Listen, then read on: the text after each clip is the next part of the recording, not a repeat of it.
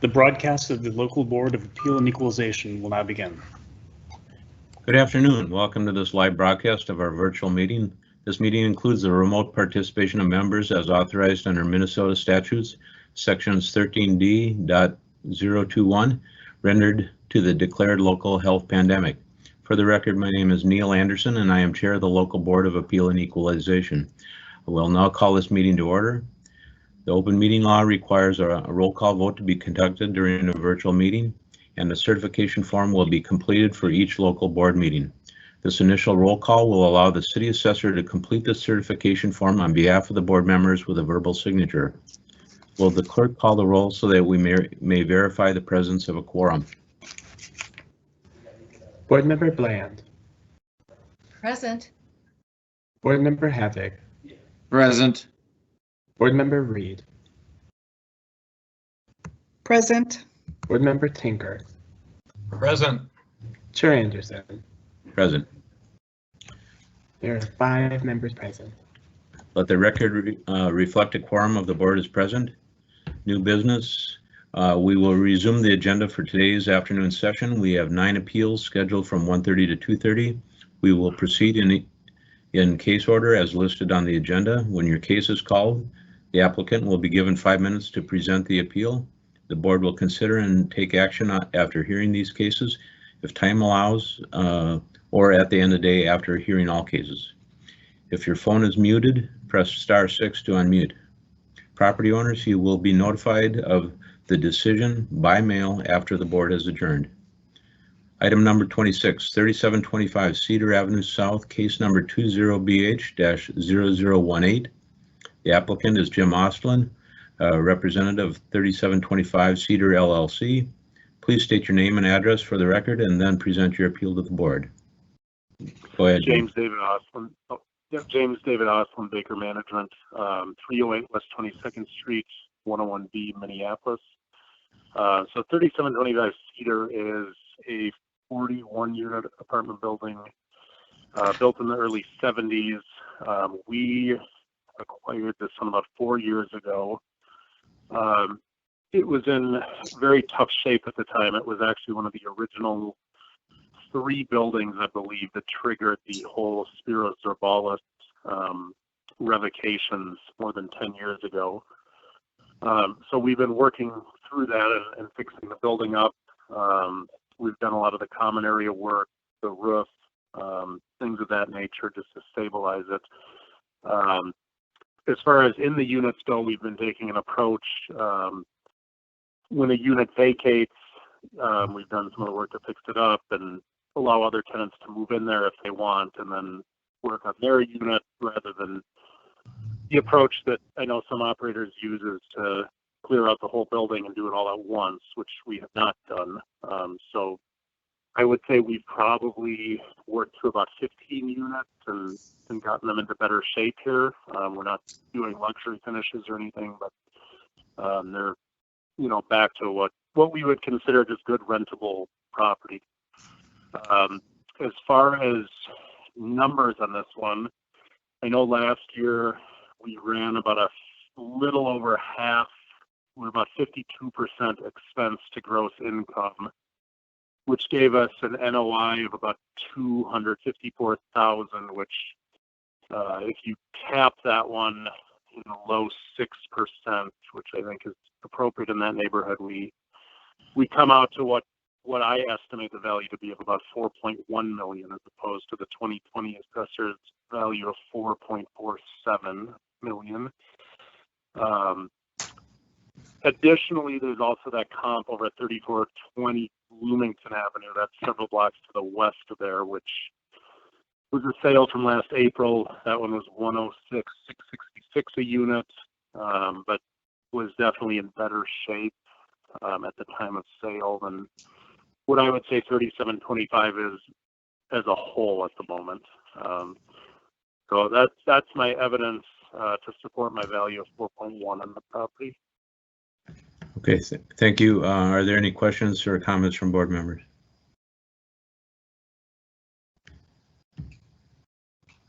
Seeing none at the present, would you like to go on to 3151 29th Avenue South, case number 20BH-0019. Yep, so Okay, excuse me. The applicant is Jim Osland, a representative of G18 Oak Manor LLC. Go ahead. So James David Osland, Baker Management, 308 West 22nd Street, 101B, Minneapolis. 3151 29th. That is a 1960s built 17 unit, all one bedrooms. And I believe the 2020 assessor's estimate was $2,040,000. And I'm coming out to around $1,755,000. Most of that is based on what I think are some very relevant comps. They're actually two of them. They're a couple blocks away. One is at 3030 29th Avenue, and the other is 3018 30th Avenue South. Both 1960s, all one bedrooms. They sold October of last year. They sold as a pair to the same buyer, but it's 23 units in total between the two buildings.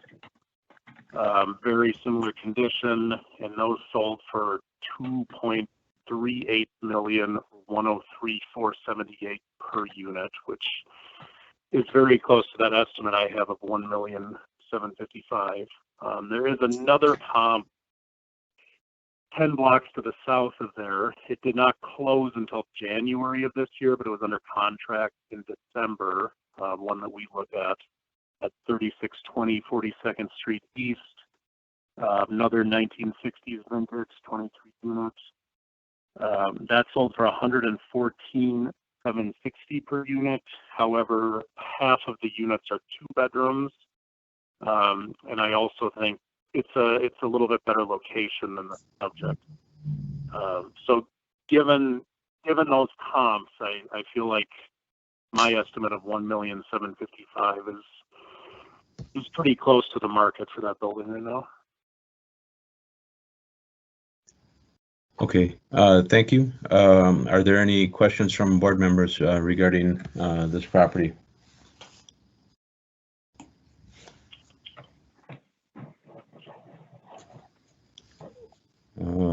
I'm not seeing any, so we will move on to item number 28, 610 Franklin Avenue West, case number 20BH-0020. Applicant Jim Osland is a representative of Bryant Baker LLC. Please state your name and address for the record and present your appeal. James David Osland, Baker Management, 308 West 22nd Street, 101B, Minneapolis. So 610 West Franklin is almost right on the corner of Franklin and Lyndale on the northeast section, right behind the old Rudolph's.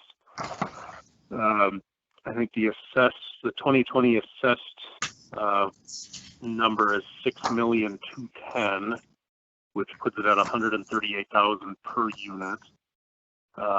My estimate is $5,508,000.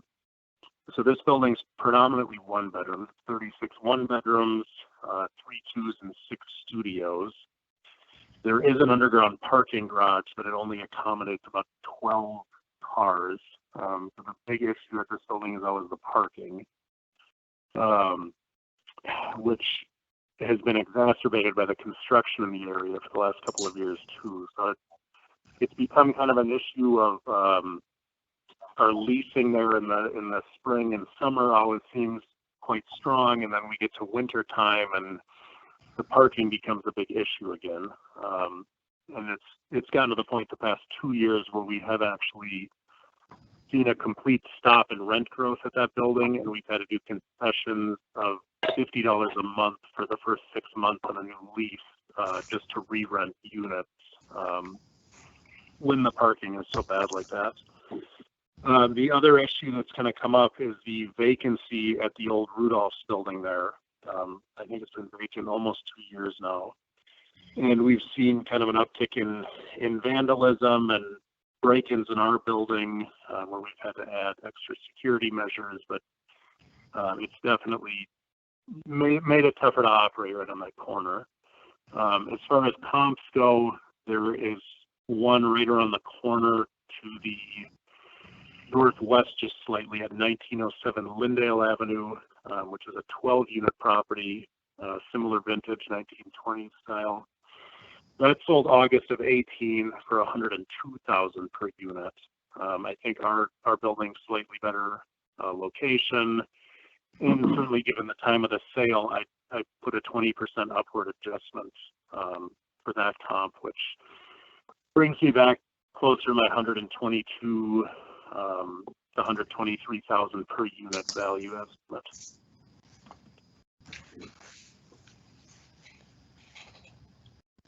Okay, is there anything else to add? I think on that one, that's everything I have here. Okay, thank you. Are there any questions from the board members regarding the 610 Franklin? Board member Tinker. Yeah, do you know what the status is on the Rudolph's property? If there's any redevelopment, or how long, if there's any new tenancy, is it for sale, or just wondering so. What impact that has had on the neighborhood? Sure. So I think about 14 months ago, they had signed a new lease with a tenant called Cheers, which is actually the name on the sign now, and that all fell apart. They did a build out in the building, but it never actually opened for what I've heard is a variety of reasons. I know people were protesting the owner of that bar. Yeah. Then, I remember reading about he was that. behind. Yeah, he got behind on his rent as well, and I think he ended up getting evicted from the property. And now there's just an available banner on the property, but I have not heard of any, anything going in, or I think the site itself is a little too small to really support a new development. So I feel like the highest and best use is still some kind of a restaurant tenant, given the size of the site. And given what's going on right now, I'm guessing it's going to be further delayed as to something happening there. Okay, thank you. Are there any other comments or questions?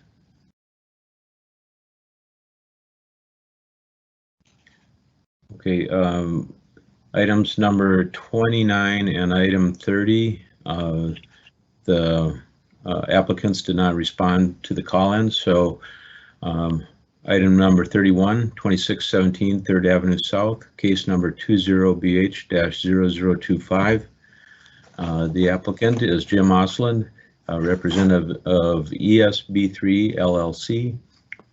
I'm sure you're tired of this, but please state your name and address for the record and then present your appeal to the board. James David Osland, Baker Management Group, 308 West 22nd Street, 101B, Minneapolis. So the 2617 and 26, well, the next one, I won't speak to it, but they're both 6-unit buildings side by side, basically twin buildings, that are a little different in that they're predominantly 3 bedrooms. I think 5 3-bedroom units and 1 2-bedroom in each of the buildings. So the issue I've had here is the last 2 years here on these 3-bedroom units, we've also seen kind of a trailing off of our rent growth. They're a little bit tougher to rent, and that goes with the territory. If you have more, usually it's more roommates who want to get into them. But like I said, our rent growth is kind of flattened out. I looked for comps, and I found a couple. One that's maybe not quite as relevant, which is 2015 Stevens Avenue. That sold August of last year for $89,285 a unit. Now that one is 4 1-bedrooms and 3 studios. It's a 7-unit. So you'd have to do some pretty big adjustments, I think, to get it, comparable to the subject here.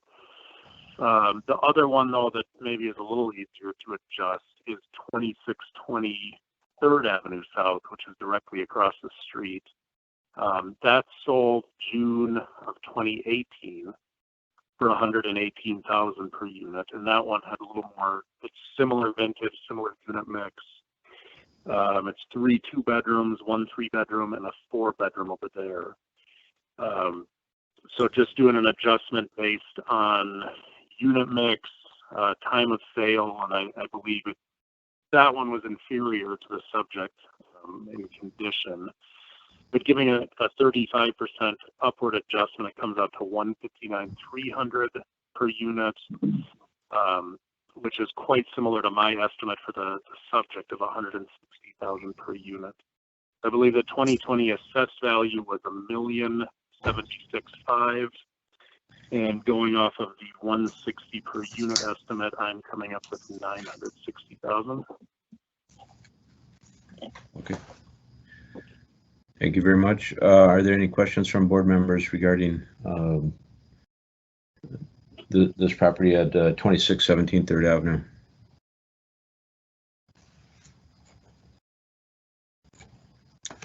Hearing none, we'll move on to your, I believe, your final case. Mr. Osland, 2621 3rd Avenue South, case number 20BH-0026.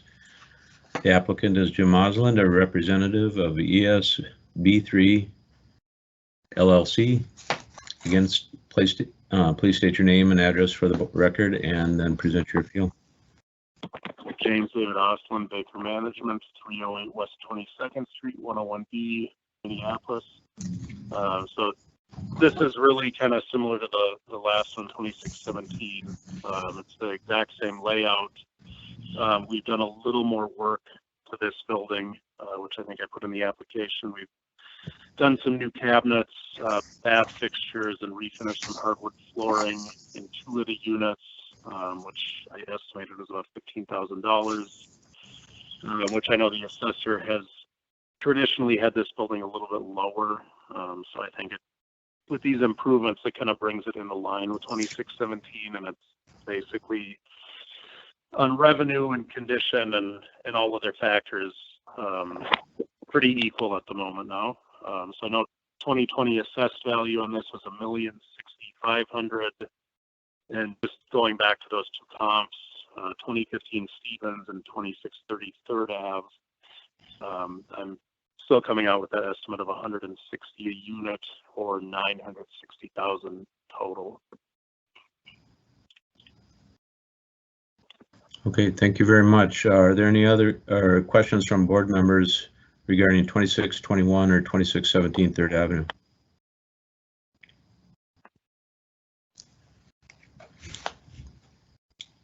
Seeing none, thank you for your time, Mr. Osland, and you'll be notified in writing of our decision. Thank you. Okay, we are item number 33.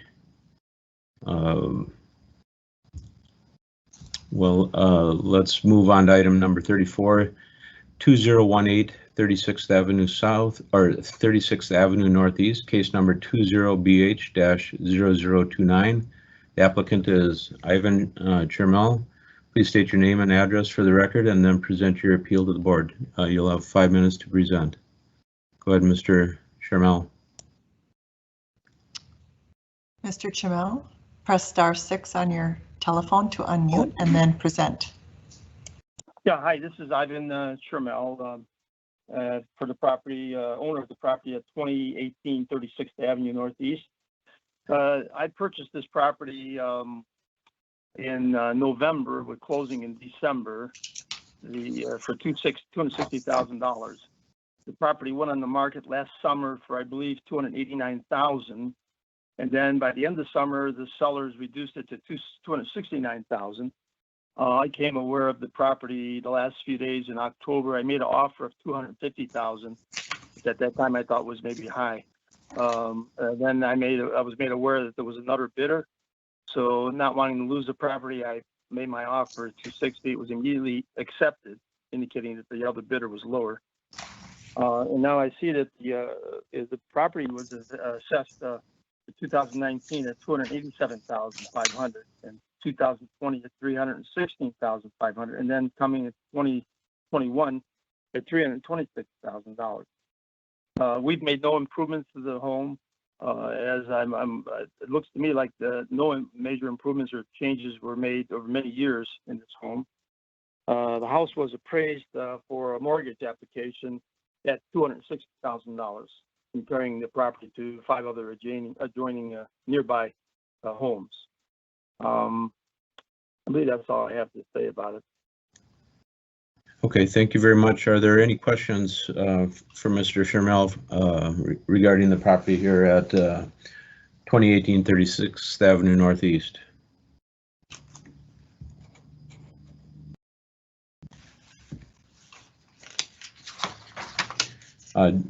For me, just to be clear, you purchased the property in December of 2019 for $260,000? Correct, yes. I closed December 6, 2019.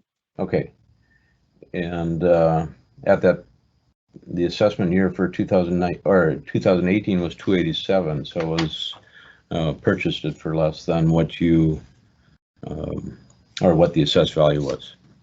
Yeah, for the 2020 and 21 figures here, I was provided to me by your office. So it was $316,000 for 2020, and 2021 is $326,000. Yes, we have that. Thank you.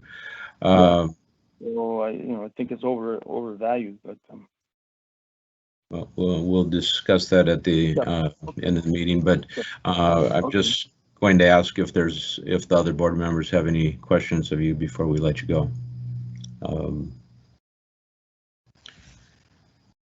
And I'm seeing none at the present, so thank you for your time, Mr. Shermel. You'll be notified in writing of our decision. Okay, thank you very much for allowing me to make this appeal. Thank you. Thank you. Good afternoon. Thank you. Bye. Okay, we've heard from all the applicants from the 1:30 to 2:30 time period. Just a point of reference, Rebecca or Jackie, should we go back to the ones that we haven't decided upon earlier today and work our way forward? Mr. Chair, that would be an accurate statement. Okay. The board left off with acting on item 22 on the agenda, which is the appeal for 5601 Fremont Avenue South, case 20BH0014, and that was in the 12 o'clock grouping. Okay, did we rule on item 20, 1308 Powderhorn Terrace?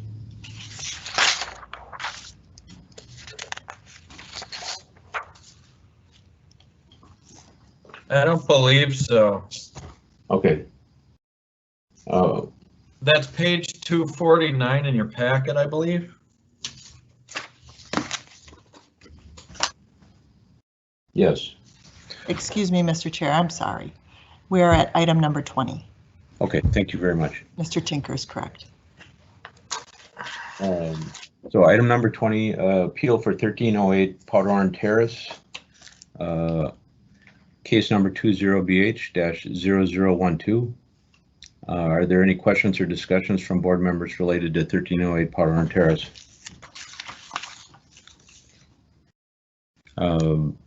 Board member Tinker?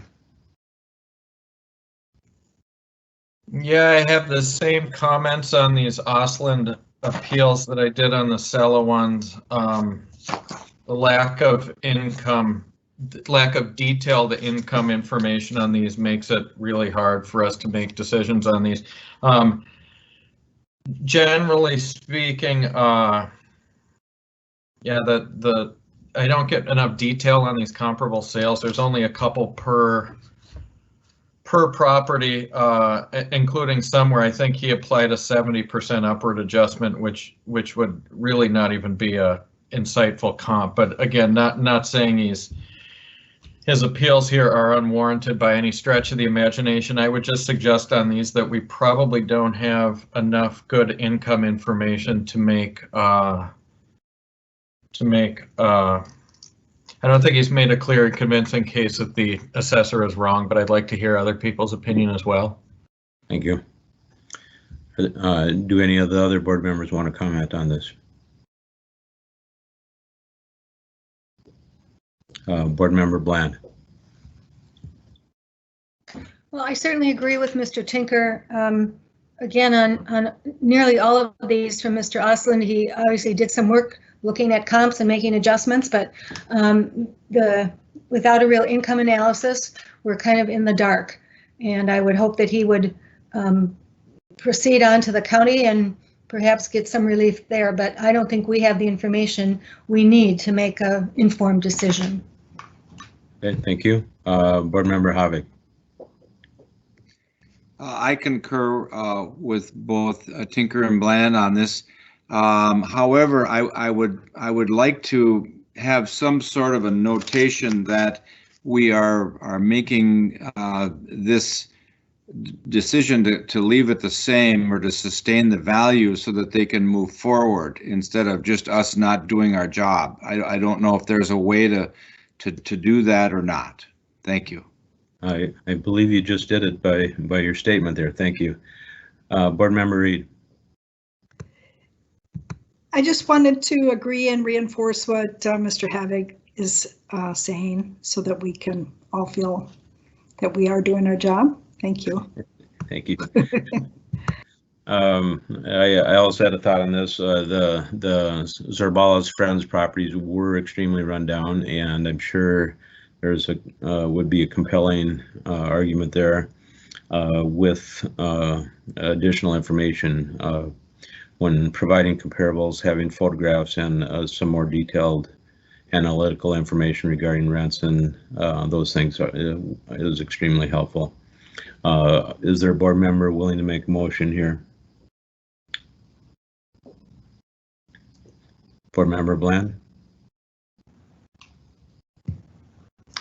I'm not ready to make a motion. I would, based on the comments that have been made, can we hear from the assessor's office so we're comfortable with how they provide information to the applicant going forward? Chair Anderson and Board Member Bland, can you restate your question for me? Sure. Go ahead. The comments that have been made about, whether or not we can make a decision, and we'd like to see them go ahead to the county process. What is the information given to the applicant after this procedure about moving on? And will they be?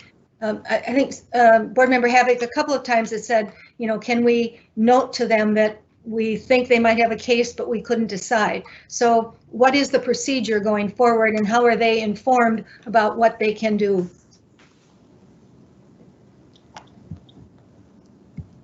Chair Anderson and Board Member Bland, we do reach out and send notification to every case that you act on. They get paper notification of the decision of the board, along with the information about scheduling with Hennepin County and what they need to do there. Everybody that is that you're hearing from also has an email from me that outlines how to contact the county. Now, I have had conversation with our county partners, and they are working with the auditor's office who administers their board meetings about being able to provide these the income and expense information that assessors are not able to. They are working on a process to be able to provide the board members at the county the information that they need to be able to make decisions. Does that answer your question? Kind of. Let me restate. I think what the concern here is it communicated to these applicants in any way that we said, we think they might have a case here, but we do not have the information to go forward? Chair Anderson and Board Member Bland, that is not part of the letter that we send out. If people are watching the meeting, they will hear you say that. If there is something that the board specifically wants communicated to specific cases, that is something that we would need to work with the city clerk's office on, other than the standard language that is used to notify property owners after you have acted on their appeal. Thank you. Board Member Tinker. Does the city continue to try to work with the property owner prior to the Hennepin County hearing to try to settle these out? Chair Anderson and Board Member Tinker, yes. As soon as somebody calls Hennepin County and says that they want to be added to the hearing list there, then our staff will contact them and begin working with them on doing the desktop review and coming up with comparables the exact same way they would during the local hearing process. So there's further discussion between the city and the property owner between now and the Hennepin County hearing where they might be able to get these things resolved? Chair Anderson and Board Member Tinker, that is correct. And if they do come to a resolution, we present those to the Hennepin County Board. Thank you. Board Member Havik. Yes, I think, not to be redundant, but going back to Board Member Bland's initial question, we would like to probably have some sort of a bracketed type comment saying that because of the new COVID-19 process here, we were not given the information that we needed to make a decision on whether it should be the same or lowered. So I think we just would, as a board, I'm just saying we would maybe want to go on record saying that we didn't have the information needed because of the new format. Chair Anderson and Board Member Havik, is that something you would like to do case by case? Preferably for all these multifamily and commercial industrial properties, that would be a standard statement. Board Member Havik. I would agree. I think that what Board Member Tinker brought forward to us and then what was explained to us on why we're getting redacted information, I think there should be some sort of a disclosure saying, we made the decision to retain the value, but based on lack of information to make any other decision, would be my suggestion. Chair Anderson and Board Member Havik, once we recess for the day, we can take that offline with the clerk's team and our staff and work on some language that would probably go out via email to them with this kind of statement that you're looking for, if that's okay. Okay, thank you. You're welcome. We are still on item number 20, the appeal for 1308 Powderhorn Terrace, case number 20BH-0012. Do I have a motion on this property? Board Member Bland? Or did I miss Board Member Tinker? Based on the discussion we just had, I move to sustain the value of 1308 Powderhorn Terrace at $4,153,000. Second. Was that Bland? Yes. It's been moved by Tinker and seconded by Bland to sustain the 2020 estimated market value at $4,153,000. I will ask the clerk to call the roll on the motion. Board Member Bland. Aye. Board Member Havik. Aye. Board Member Reed. Aye. Board Member Tinker. Aye. Chair Anderson. Aye. With 5 ayes, the motion passes. Thank you. Item number 21, appeal for 1101 Spring Street, case number 20BH-0013. Are there any questions or discussions from board members related to 1101 Spring Street? Board Member Bland. Same deal. I move that we sustain the value of $743,500 for the property at 1101 Spring Street Northeast. Thank you. Do I have a second? It has been moved by Bland and seconded by Tinker to sustain the 2020 estimated market value at $743,500. I will ask the clerk to call the roll on the motion. Board Member Bland. Aye. Board Member Havik. Aye. Board Member Reed. Aye. Board Member Tinker. Aye. Chair Anderson. Aye. With 5 ayes, the motion passes. Thank you. Item number 22, the appeal for 5601 Fremont Avenue South, case number 20BH-0014. Are there any questions or discussions from board members related to 5601 Fremont?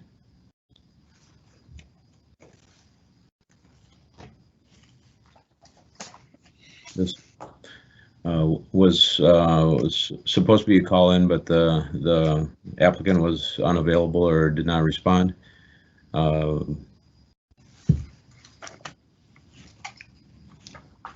They did provide an appraisal dated 5/6/2019.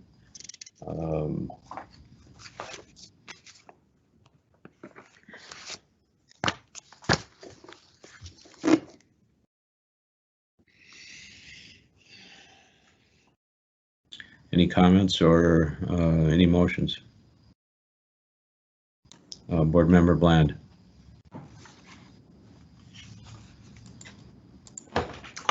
I really struggled with this one. They do have a appraisal that says 420 as opposed to the 462.5 for the evaluation. I looked at the comps and square footages were somewhat similar. I'm not sure about adjustments made for some of the other qualities of the house. I think 5601 Fremont is a really handsome property. I've admired it on more than one occasion. A nice brick, big story and a half. So I don't know, what did others feel about that? I looked at it the same way. The appraisal, really, the comparables weren't of the same caliber. If you look at the property and the floor plan, it functions more as a two-story. It's listed by the city as 1 3/4, and all the bedrooms are upstairs, so it's very unlike some of the 1.5 stories that it was compared to. Anyone else have comments regarding 5601 Fremont?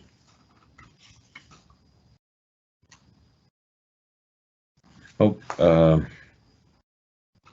I received a comment that Nicole Jerome is calling the county. Chair Anderson, yes, in her response to me, the owner, Nicole Jerome of 5601 Fremont Avenue South, said that she was going to be calling or emailing the county to be added to their list, just so you know. Was going to be calling, calling the county. Okay, thank you for that clarification. With that, Board Member Bland. Based on that, I would move that we sustain the value of 5601 Fremont to 462.5. Okay, thank you. Do I have a second? Havig, second. Seconded by Havig. It has been moved by Bland, seconded by Havig to sustain the 2020 estimated market value at $462,500. I will call the clerk. Do I call the roll on the motion? Board Member Bland. Aye. Board Member Havig. Aye. Board Member Reed. Aye. Board Member Tinker. Aye. Chair Anderson. Aye. With 5 ayes, the motion passes. Thank you. Item number 23, appeal for 3229 East Bidet Makaska Parkway, case number 20BH-0015. Are there any questions or discussions from board members relating to 3229 East Bidet Makaska Parkway?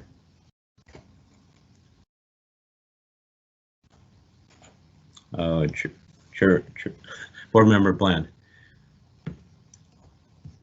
Mr. Chair, the only information provided by the homeowner was what he paid for it, the contract that he put together, which may or may not have relevance with regard to the overall picture. And based on that, I would move that we sustain the value at $841,000 for the property at 3229 East Bidet Makaska Parkway. Okay. Second, Board Member Reed. we had outstanding discussion here. But we also have a motion that's been it has been moved by Bland, seconded by Reed. Neil, we can discuss the motion once it's been seconded. That's fine. Yes, and to sustain the 2020 estimated market value, I believe there's still discussion. Board Member Havig. When you have a situation where you have an assessed value over a sale price from the assessor's office, what would be the protocol on that, please? I don't know that I can answer that question. Assessor? Chair Anderson and Board Member Havig, can you restate your question for me on this one, please? I'm opening it up now. This is a situation that may or may not come before us again from the standpoint of where the assessed value is over the sale price. What would be the protocol on valuation higher than the sale price?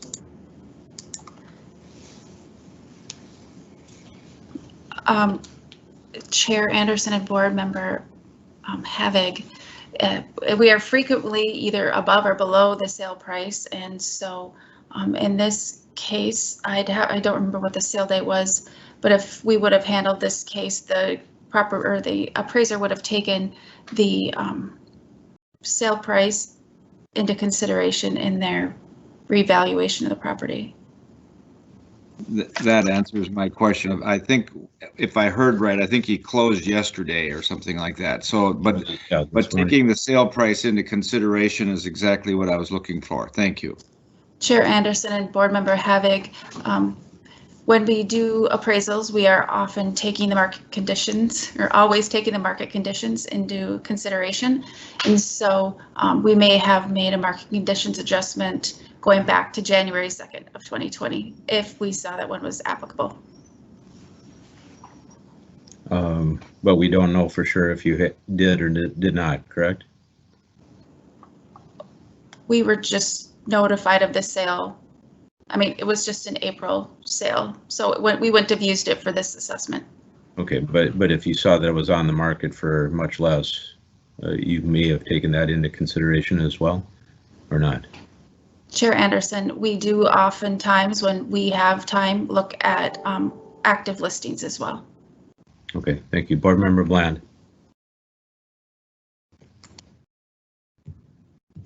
Well, the contract for this property was drawn up on the 4th of April.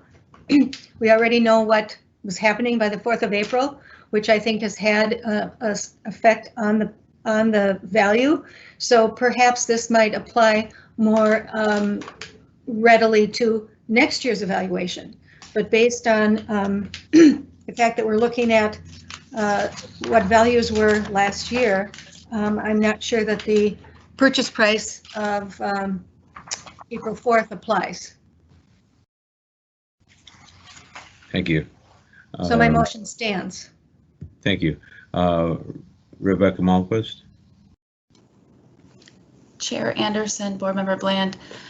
Yes, we do just want to reiterate the fact that when we set the January 2nd assessment, it was based on what we knew at the time, and all market activity that's occurring now will be taken into consideration for the January 2nd, 2021 assessment.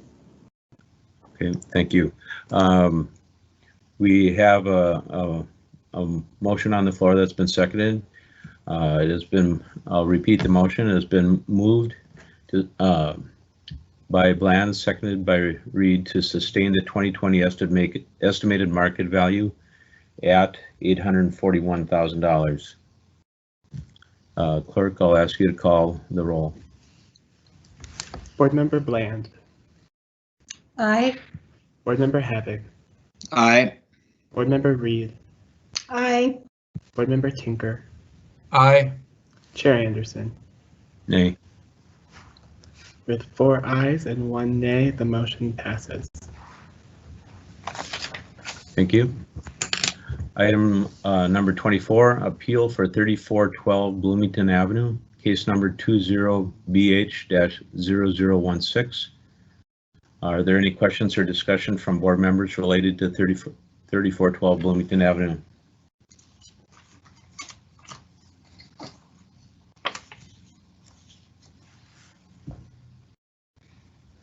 Board Member Tinker. Based on our preceding discussion, I move that we sustain the value for 3412 Bloomington Avenue at $2,130,000. Thank you. Do I have a second? Havig, second.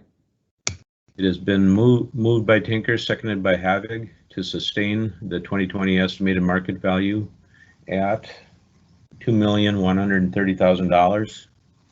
I will ask the clerk to call the roll on the motion. Board Member Bland.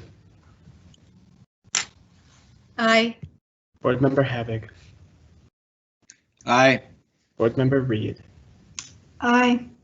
Board Member Tinker. Aye. Chair Anderson. Aye. With 5 ayes, the motion passes. Item number 25, appeal for a 5017 Garfield Avenue, case number 20BH-0017. Are there any questions or discussions from board members related to 5017 Garfield Avenue?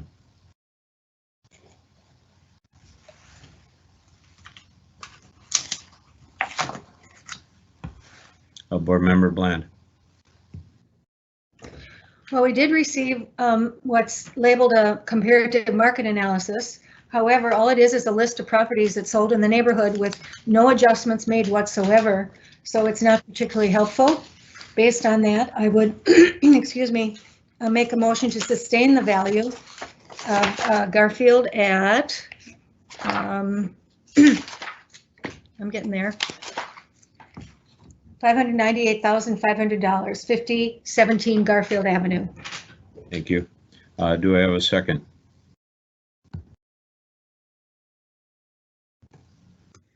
Havig, second.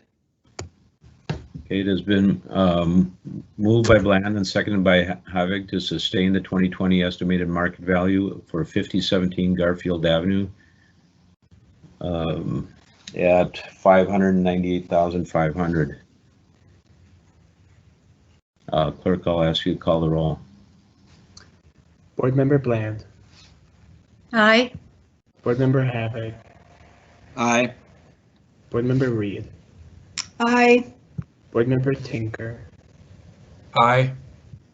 Chair Anderson. Nay. With 4 ayes and 1 nay, the motion passes. Thank you.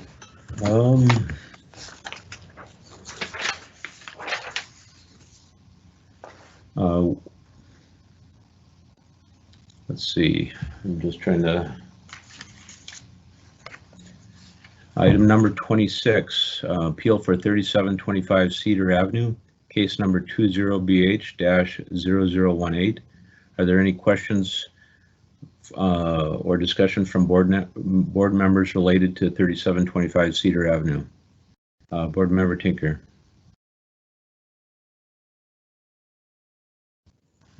Based on our previous discussion, I move we sustain the value of 3725 Cedar Avenue at $4,470,000. Do I have a second? Havig, second. It has been moved by Tinker, seconded by Havig to sustain the 2020 estimated market value at $4,470,000. Clerk, I'll ask you to call the roll. Board Member Bland. Aye. Board Member Havig. Aye. Board Member Reed. Aye. Board Member Tinker. Aye. Chair Anderson. Aye. With 5 ayes, the motion passes. Appeal for item number 27, appeal for 3151 29th Avenue South, case number 20BH-0019. Are there any questions or discussions from board members related to 3151 29th?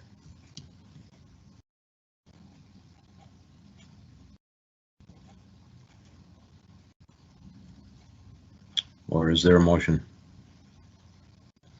Board Member Tinker.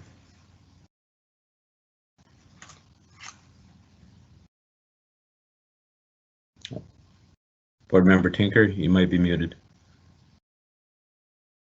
Sorry, my buttons aren't working here. Based on our previous discussion, I move we sustain the value for 3151 29th Avenue South at $2,040,000. Thank you. Do we have a second? Havig, second. It has been moved by Tinker and seconded by Havig to sustain the 2020 estimated market value at $2,040,000. Clerk, I'll ask you to call the roll. Board Member Bland. Aye. Board Member Havig. Aye. Board Member Reed. Aye. Board Member Tinker. Aye. Chair Anderson. Aye. 5 ayes, the motion passes. Thank you. Item number 28, appeal for 610 Franklin Avenue West, case number 20BH-0020. Are there any questions or discussions from board members relating to 610 Franklin Avenue West? Board Member Tinker.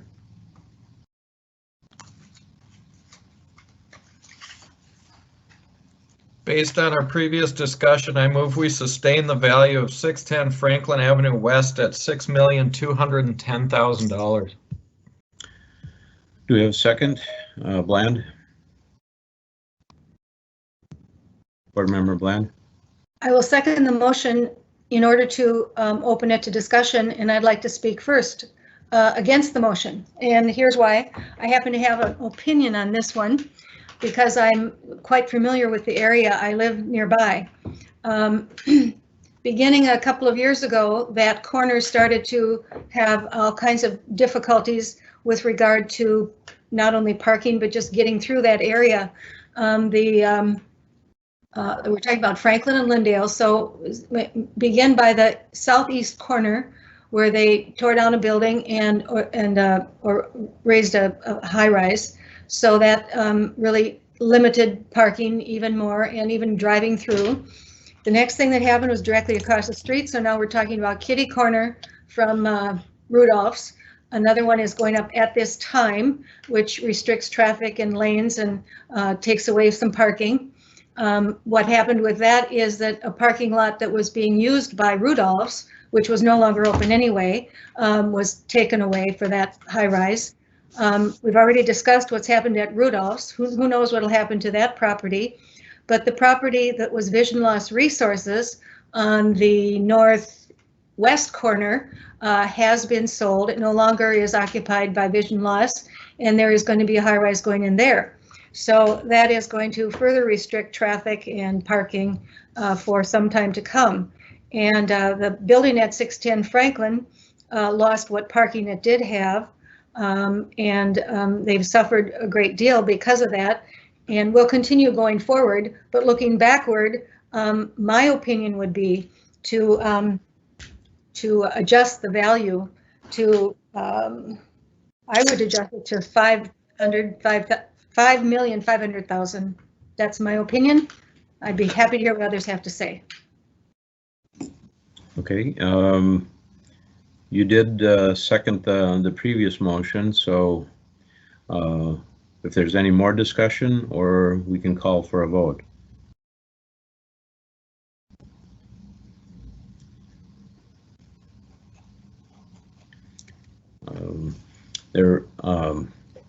It has been,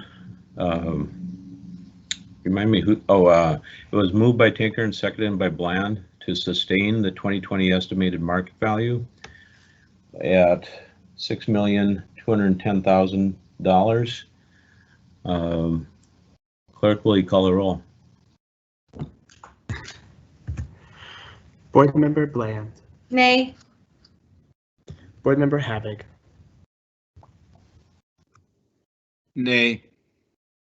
Board Member Reed. Aye.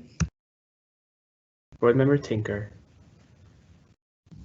Aye. Chair Anderson. Nay. With 3 nays and 2 ayes, the motion does not pass. I will ask for another motion or more discussion. Mr. Chair, I would move that we reduce the value of 610 Franklin Avenue West from $6,210,000 to $5,500,000. That is a little bit beyond what the owner was asking for. But, That is correct. Okay. Do I have a second? Havig, second. Okay, it has been moved by Bland and seconded by Havig to reduce to reduce the 2020 estimated market value to $5,500,000. Clerk, will you call the roll? Board Member Bland. Aye. Board Member Havig. Aye. Board Member Reed. Aye. Board Member Tinker. Nay. Chair Anderson.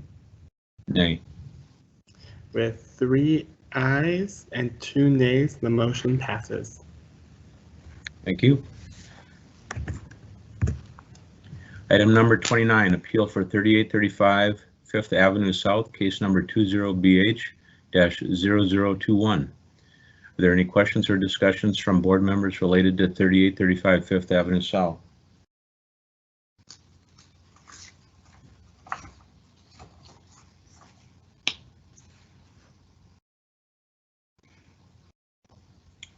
They did provide an appraisal that was dated October 30th of 2019. And I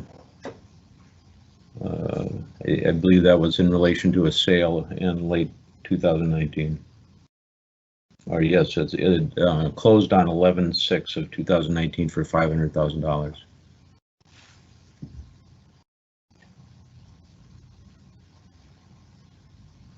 Any other comments from board members or a motion, please? Board Member Bland. Well, their comparative appraisal came in at 500,000. Their income approach came in at 678. Interesting.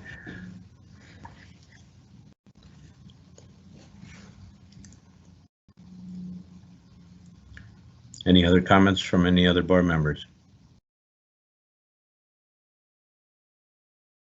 If there's no other comments, would someone submit a motion, please?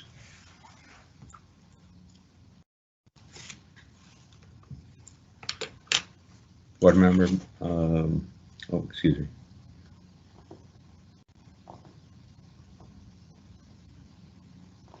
Is there a board member willing to submit a motion? Board Member Bland. Yes, I would move that we sustain the value at 512,000 for the property at 3835 Fifth Avenue South. Thank you. Is there a second? Havig, second.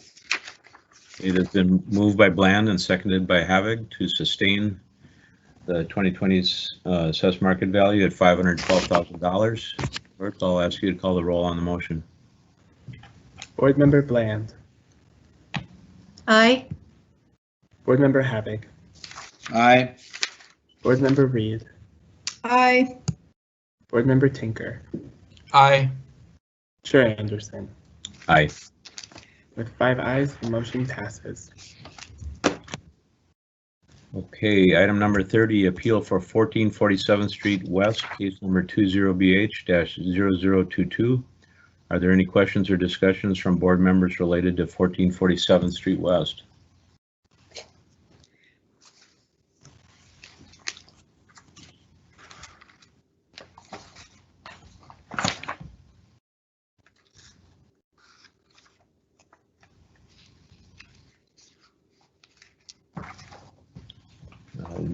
The owner did not respond to the call-in, which she requested, and has not provided us any other information that would support her case.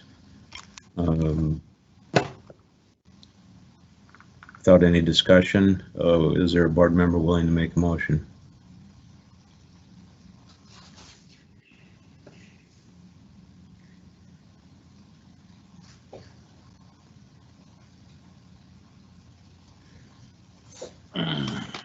Cue the Jeopardy music. Board member Tinker.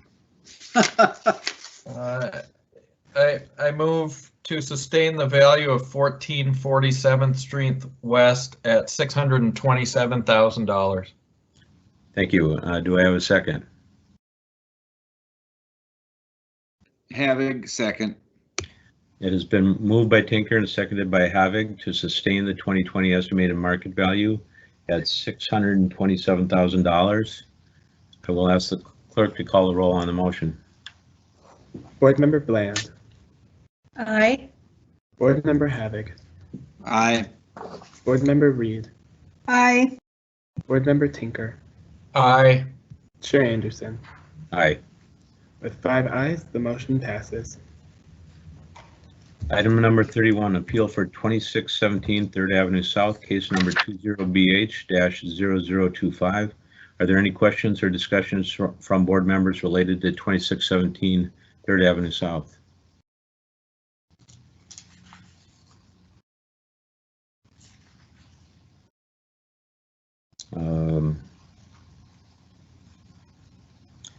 Board member Tinker, and then we'll get to the 2:30 callers.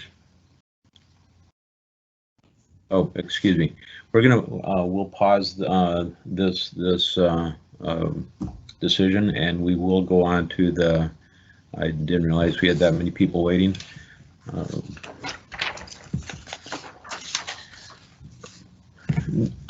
New business for this afternoon. We have 9 appeals scheduled from 2:30 to 3:30. We'll proceed in case order as listed on the agenda.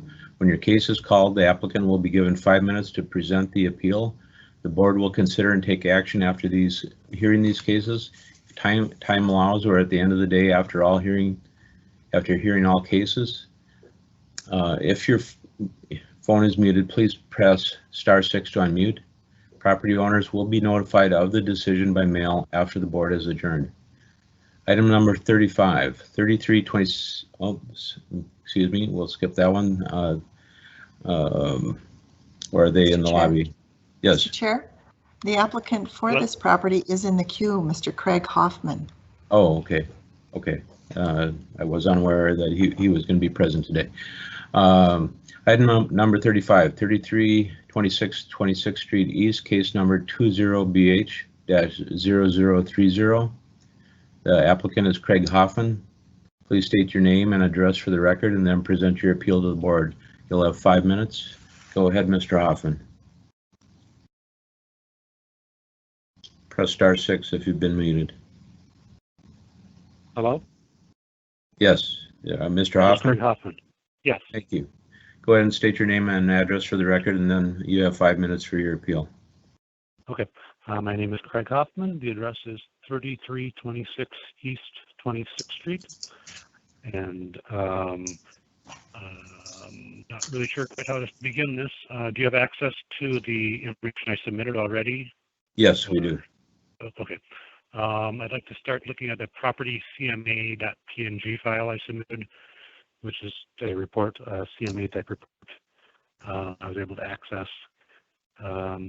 Just in general, I think the property valuation has been fairly accurate the last couple of years, but it keeps going up 10%. And the first couple of years, I could agree with that, but this year I think it's went over the top.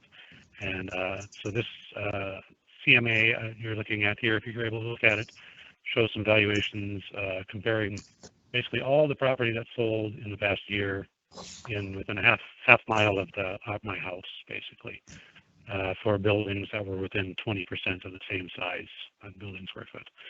And highlighted in yellow up on the upper right, it's basically gives you an average price per square footage on that of about $145 per square foot for the total building square foot. And that's what I used to come up with this valuation. That comes up to $369 is the valuation I could come up with. Based on this, it's a lot of text on the report, but that's basically how that works, comparing it to all the properties in the neighborhood that sold That excludes, however, the properties that are on the river road, which aren't really comparable because they're on the river road and are fancy, nice houses. And it also excluded a few of the houses that are sold for much below their market value. Must have been something wrong with those. I don't want to include those either. I want to be fair and exclude the ones that are not comparable high and not comparable low. So I got rid of those two when I created this report. And I think this is a very valuable, just an overview of what the neighborhood really looks like for what's selling for houses about my size. Other things to note is this is a 2-bedroom home. It's hard to get $400,000 like your appraisal says for a 2-bedroom home in this neighborhood. It happens very occasionally, but very occasionally. Just in general, otherwise, my report included a list of other evaluations from like Zillow and First American, Redfin, and Trulia, and they all come up with values that are more in the 340 to 360 to 370 value as well. I know some of those aren't necessarily perfectly accurate, and people argue over them. They're just there for added support for what I would say the value is, which is more like 360-ish neighborhood. And I'd just like to mention also that there are, our house is not in perfect condition. It's got lots of little problems and a few big problems. I've had contractors out looking at our bathrooms, and they said if you start touching this bathroom, it's going to cost you $25,000. We got 2 bathrooms. They said the same about both of them, because neither of them is really up to code. And if they touch, you got to rip everything apart and go down to the floor and the subfloor and redo all sorts of stuff. We've got a mold problem in the basement. We've got water problems that is attacking our garage as well. So I think if we were able to spend $50,000 or more to fix all these things, we could get a value of the house up to $400,000 or more. And we could do that, but it takes a lot of investment to do that. So I think right now the value of the house is definitely not near that $400,000. I've included a couple pictures. I couldn't get many great pictures of water damage and mold, things like that. And what else would I say? I'd be willing to have an appraiser come out, except I'm not really excited about having people coming into our house right now. But I'd like to have an appraiser come out and do an appraisal. It's hard to do, current circumstances and timeliness and stuff, and you guys all know all that, I'm sure. But I would be willing to do that too. I also mentioned in the letter I sent along with this that I know some of the value increases the last couple of years are because you increased the building size. You had an appraiser come out and look and redid the measurements and increased the building size. And I know that happened, but I think that got factored in over the past 2 years, not this year. This year went up another 10% based on what I'm not really sure. So I think I did a fair amount of research and trying to be fair and comparing this to other properties in the neighborhood, and I just am not seeing it. A real estate agent was over about a month ago. I mentioned it to him, and he said, no, this isn't a $400,000 house the way it is now either. Didn't ask him to do anything, write up a report or anything, but because he didn't, have to invite him to the house to look around either. So anyway, that's about all I've got.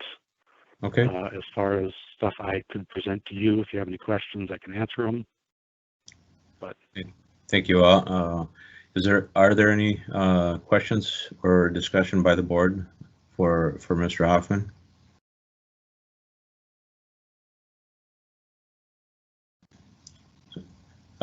For myself, just to recap, have you pulled any permits for recent improvements at all on the property? Not recently. The most recent one was the kitchen remodel from 3 years ago, and that's, like I said, you've had an appraiser out since then to look at it after that was done. That was 2 years ago or whenever he was out. So. Okay, thank you. Board Member Havik. Yes, just to clarify, this is a 2-bedroom home only? Yes. And like I said, the appraiser was out 2 years ago. The assessor. Yeah, I'm sorry, yes. I'm always confused the terms, but yeah. Yep. They looked at it and walked through the house and, whatever they did, and they didn't change it. They said it was a 2-bedroom then. We did finish a room in our basement, but it doesn't have an egress window, so that's not a bedroom. Very good. Thank you. Yep. Are there any other questions from board members?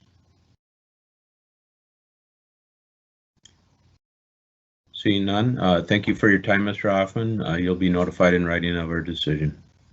All right, thank you all. I appreciate your time. Thank you. Yep, bye-bye. Bye-bye. Item number 36, 2815 Ulysses Street, case number 20BH-0031. Applicant is Kyle Davis. Please state your name and address for the record and then present your appeal to the board. You'll have 5 minutes. Hi, my name is Selena Selfin. I'm one of the owners. Kyle's name is on it, but it's me. Okay. And Thank you. 2815 Ulysses Street, Northeast. Go ahead and give us your presentation. Sure. I mean, I don't really have much to present except that I sent in an appraisal that was done on October 18th, 2019. That values the property at $260,000. And then I was also wondering how they're appraising it, if they're appraising it as a 2-bathroom, because it's really only one. You mean assessing the property as a? Yeah. Okay.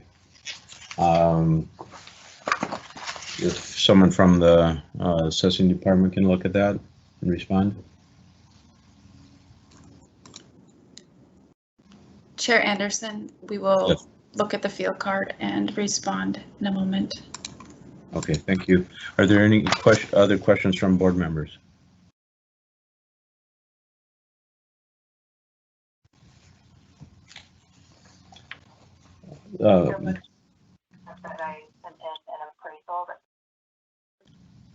Ms.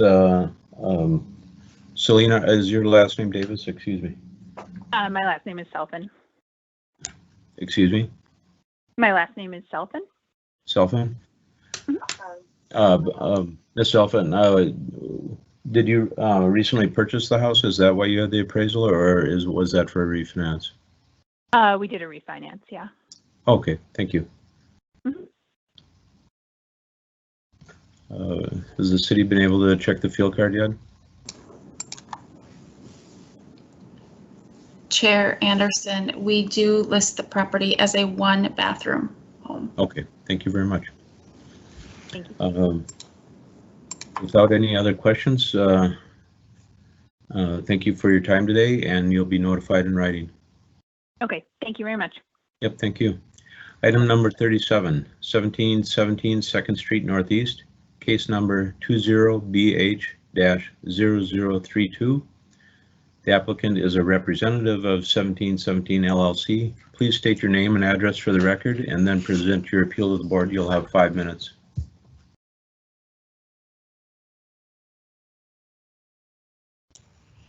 Mr. Chair, the applicant is in the queue and needs to press *6 on the phone to unmute and then proceed with the appeal to the board.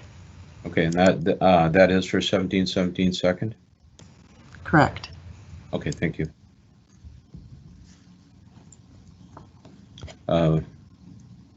Applicant, please press *6 in order to enter the meeting so that we can hear you. Okay. I'm Dwayne Arns, and I am the owner of 1717 LLC. And this is a property that I purchased about a year and a half ago. I think part of the issue here is that it was owned by a nonprofit, and so it had a zero value for taxes. So there wasn't really any kind of a record to go by there. And I think in front of you, I do have some comps. I have a commercial realtor that kind of helped me out with some of these.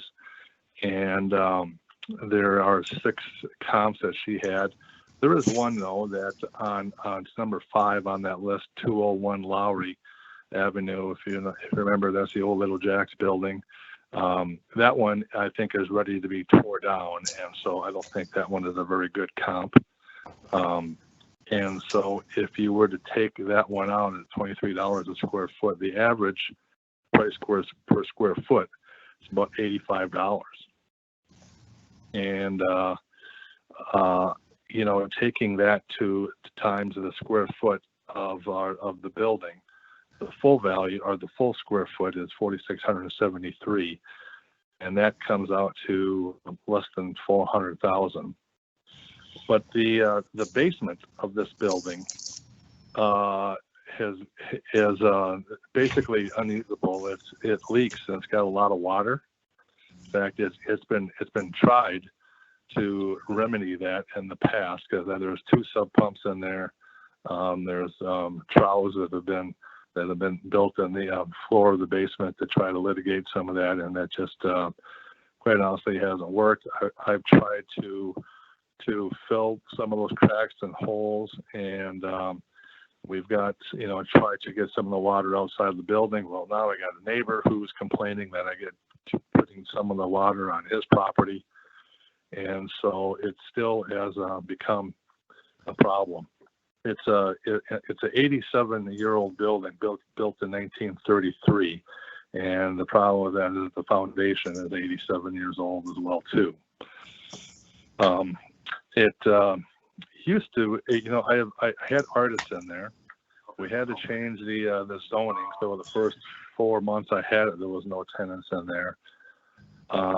And quite honestly, I told the tenants, well, you can kind of budget $7,000 to $7,500 maybe in some property taxes. Well, when it came back to be 19, it was like huge surprise. They couldn't afford it, and so they've ended up moving out. The property is vacant right now. And it just seems with some of the comps, all the other 5 comps I have are commercial properties in Northeast Minneapolis.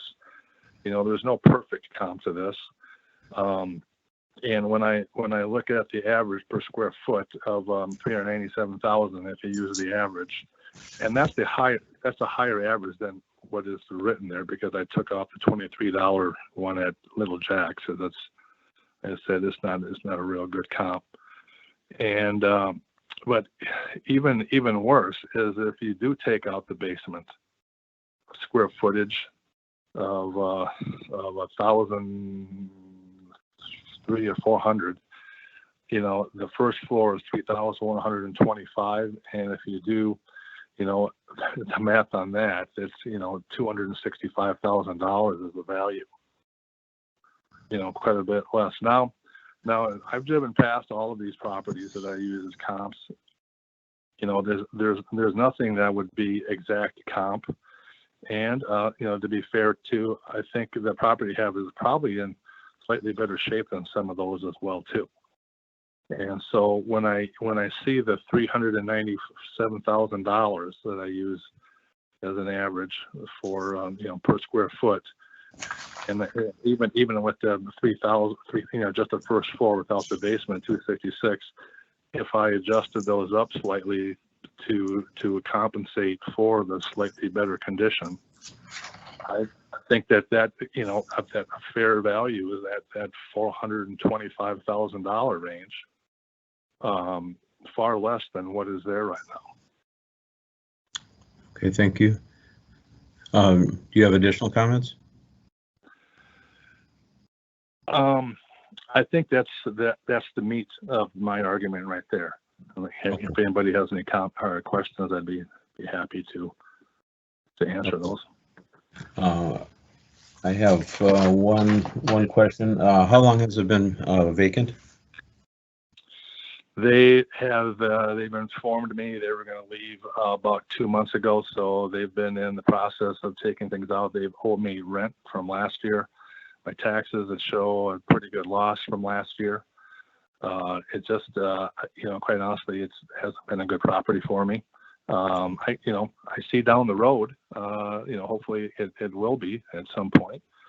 And of course, it's, unrelated to this, but the virus is probably going to keep it empty for a while. But yeah, I mean, I'll have it advertised and stuff, and maybe I can get lucky. Okay. But I know that I'm going to have to, cut the rent. Quite honestly, I paid too much for it. You probably have heard that a lot. But a little bidding war, get caught up in that, and so it was higher than the listed price. And with the taxes way higher than we thought they were going to be, it's kind of a double-edged sword. It really makes it hard to be profitable or a decent building there. Thank you. Are there any other questions from board members?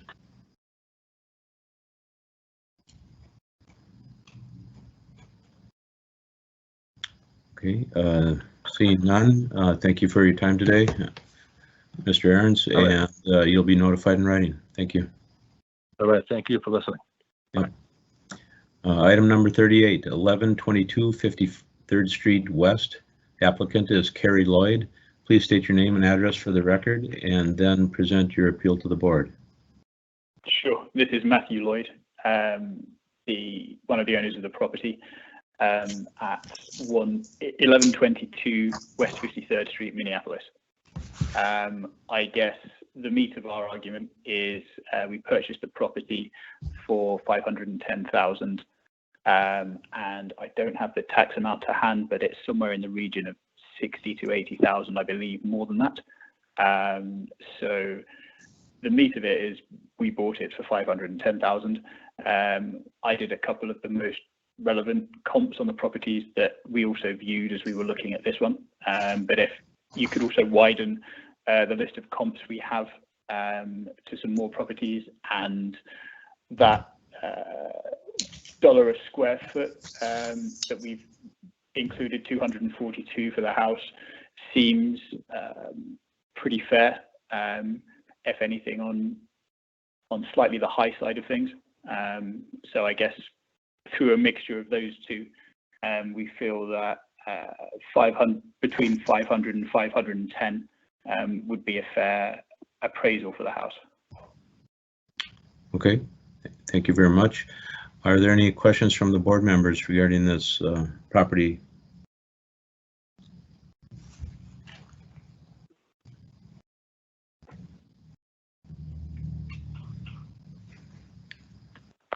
See no questions from board members. Thank you for your time, Mr. Lloyd, and we will notify you in writing after our decision.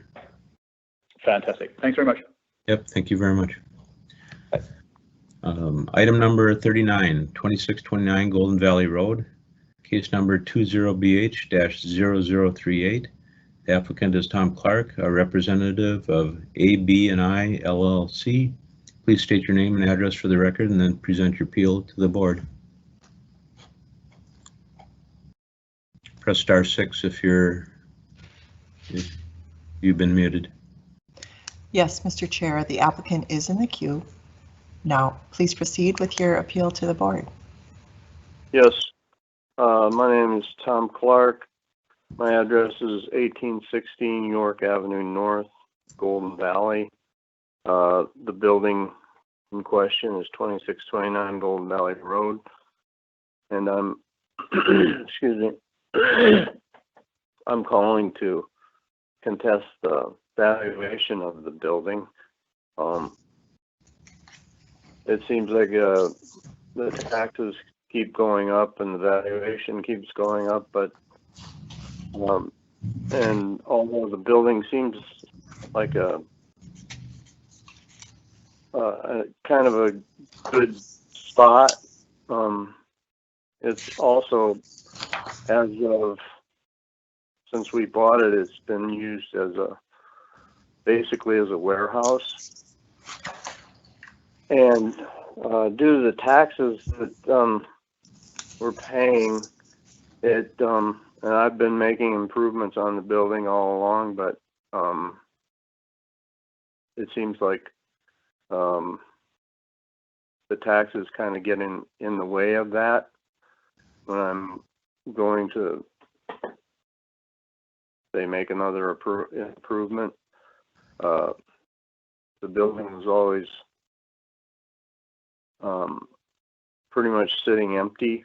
It's been blocked up. I'd like to be able to take the blocks out and let some light into the building. As of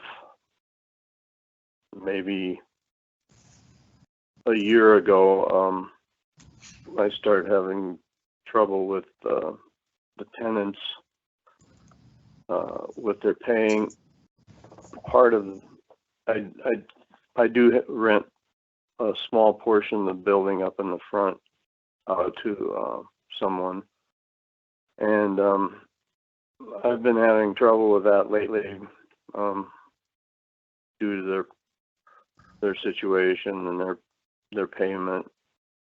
and I'd just like to lighten up the load a little bit until I can get someone else in there and perhaps get some real improvements made in order to make the building more desirable. I think it's in an excellent position or location to be a thriving building, but as is, it can't quite make it to that point. And I'm kind of semi-retired right now, so we're just looking to get something that is more reasonable as far as improvements is, getting improvements done on it. Okay. I guess that's about all. I mean, I have looked around at comparable buildings, although they're pretty far and few between. And so I think I didn't really know the procedure here, so I didn't get that into you. Like I heard one gentleman earlier said that he had handed you some comparable buildings. Yes. So I didn't really know the gist of what went on in this type of a meeting, so I didn't get that to you, but I know the closest excuse me, buildings that I could find were not really of that square footage, and so they were one was, our building is 3,000 square feet. I guess one was pretty close at 2,500 square feet, but its valuation was way below ours. So I think it was somewhere between 150 and 170. And so I'm thinking that, well, on the one hand, of course, that might be a good indication of its value, that there are no others nearby like that size, but on the other hand, it maybe indicates that it's a little too big or something for any use that somebody would want to put toward that building. Okay. You've need to wrap things up here. You've had 5 minutes here. I'm sorry? So you need to wrap things up. Okay. Yeah, that's about it. Okay. I'm going to ask the board members if they have any other questions of you. Sure. Board members, questions or comments relating to Mr. Clark here? Board member Bland. Mr. Clark, you mentioned that you were having trouble with the renters paying. When did that begin? Well, I guess I don't have much of an excuse because it's my fault for allowing it to continue, but it goes back as far as almost 2 years ago. And then, well, the circumstances allowed them to pay, and then they were trying to catch up. So I was just trying to be a nice guy about it because they'd always been pretty good in the past. But it came to a point where, well, now I'm trying to get rid of them. And of course, they don't want to pay anything, in back rent. And they don't want to move either, but I do have a notification into them that they have to move. So if I understand you, this has been going on for about 2 years, is that correct? Yes. Okay. I would, I'd give that a little leeway either way, because I don't really recall. Thank you. That answers the question. Thank you very much. All right. Reed. Yeah, I need a clarification. So you have the tenants that aren't paying. How many potential tenants could you have or do you have in this property? Oh, I have the one. It's a nonprofit motorcycle club, and it's just been drawn my attention that I cannot get a carrier that will handle an increase in my insurance, because I also need to increase my insurance, as I found out I was paying way too little on a rebuild for that type of building. But now I can't get a carrier. As to your question, I guess I could accommodate 2. If I built another wall maybe in there, I could accommodate. I guess access would be a problem then, but say 2. Okay, thank you. Thank you. Are there any other questions from board members for Mr. Clark? Seeing none, thank you for your time today, Mr. Clark. You will be notified in writing of the board's decision. Yes, sir. Thank you. Yep, thank you. Good Item day. number 4151 Burton Lane, case number 20BH-0039. The applicant is Christopher Kemp. Please state your name and address for the record and then present your appeal to the board. My name is Chris Kemp. I'm at 4151 Burton Lane. I purchased the property on 4/28 of this year for $305,000. The property was on the market back on 7/2019 for $389,900 for 63 days, and it didn't sell. It was canceled. Then put back on the market of 9/23 at $349,900. Was on the market for 42 days and did not sell. And then it was put back on the market at 4/10 of this year and was on the market for 15 days, and then I bought it for $305,000. I guess my feeling is I again wasn't aware of how this worked. I didn't put together any comps on it. I just feel that, well, a good market value is what something actually sells for, and it is, and it's sold for $305,000. I think they have the taxable market value at $468,000, which is, quite a bit more, and that's about it. Okay. You are right. Your purchase makes for one of the best comps for your property. Is there any discussion or questions from the board? Board Member Bland.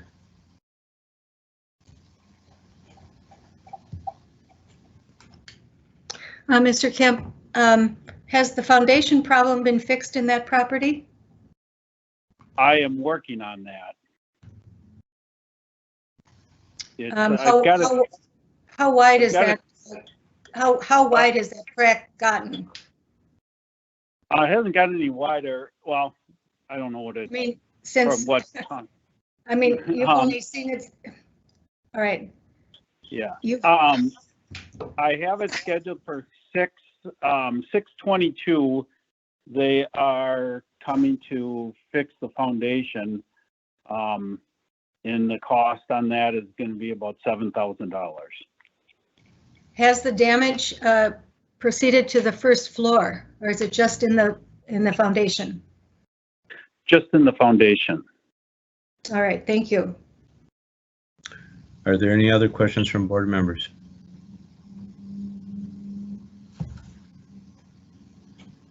Seeing none, thank you for your time, Mr. Kemp, and we will notify you in writing of our decision.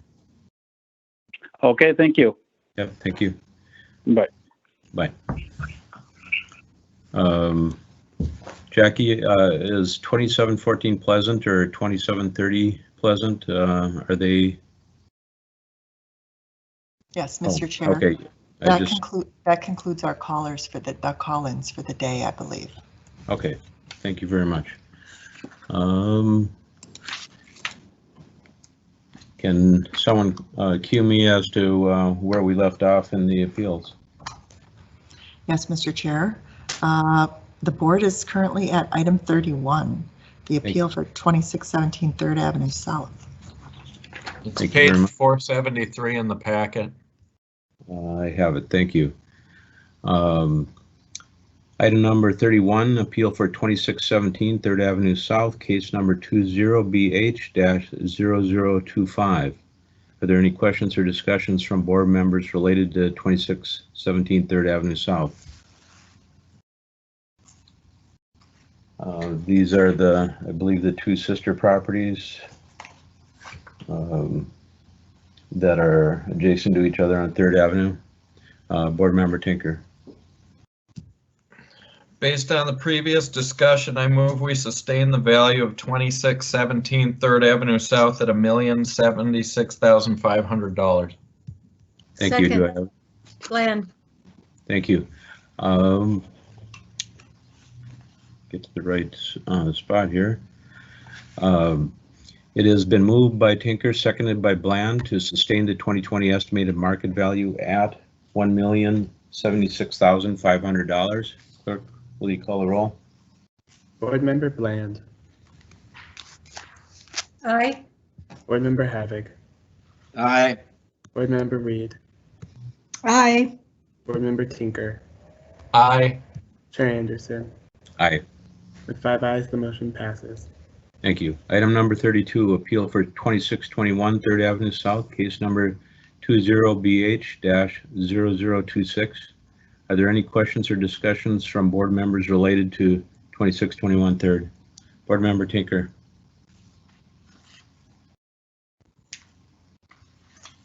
Based on our preceding discussion, I move that we sustain the value for 2621 3rd Avenue South at $1,060,500. Thank you. Is there a second?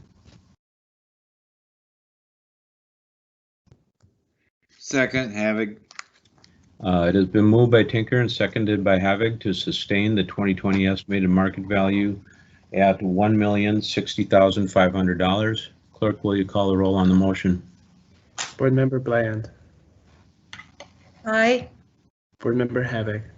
Aye. Board Member Reed. Aye. Board Member Tinker. Aye. Chair Anderson. Aye. With 5 ayes, the motion passes. Thank you. Item number 33, appeal for 3600 Stevens Avenue, case number 20BH-0027. Are there any questions or discussions from board members related to 3600 Stevens Avenue?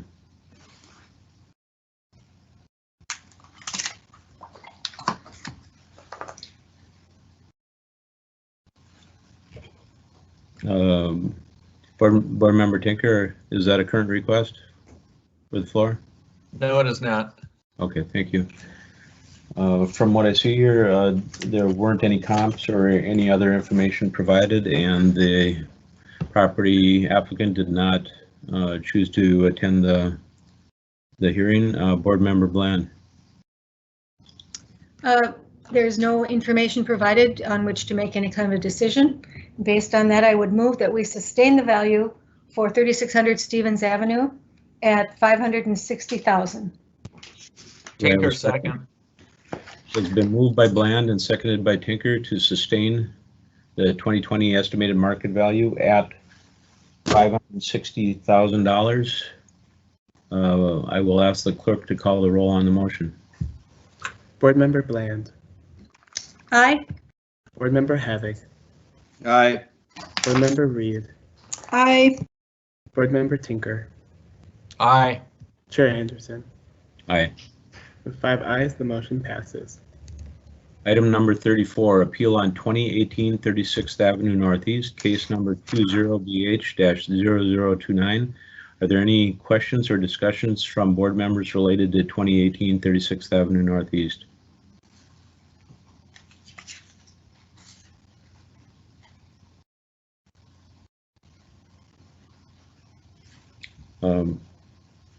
Board Member Bland, is that a current request?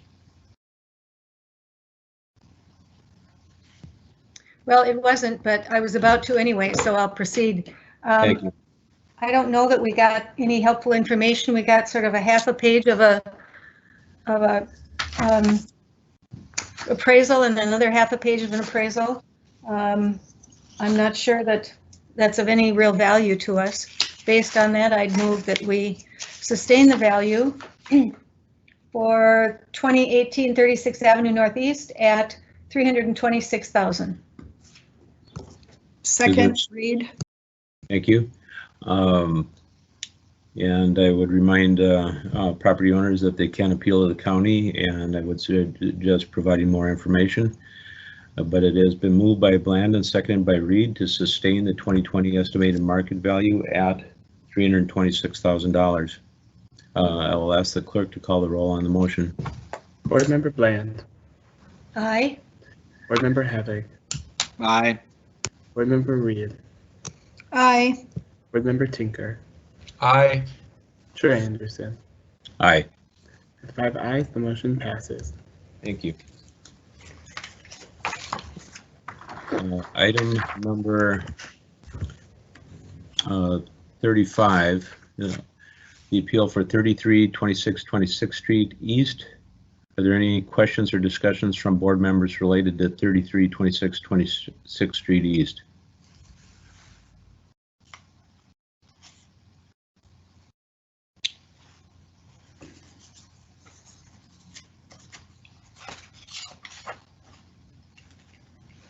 Board Member Havig. Well, I think after listening to this case and having that certified as a 2-bedroom home, I think that the appraisal should be adjusted. Thank you. I agree with your comments on that. A 2-bedroom for $400,000 is a rare find in that area. One that is sold and closed, actually. Any other comments from board members? Board Member Bland? Well, I kind of agree that that seems a bit high. Trying to look at the comparable properties analysis that was provided, works mainly on square footage.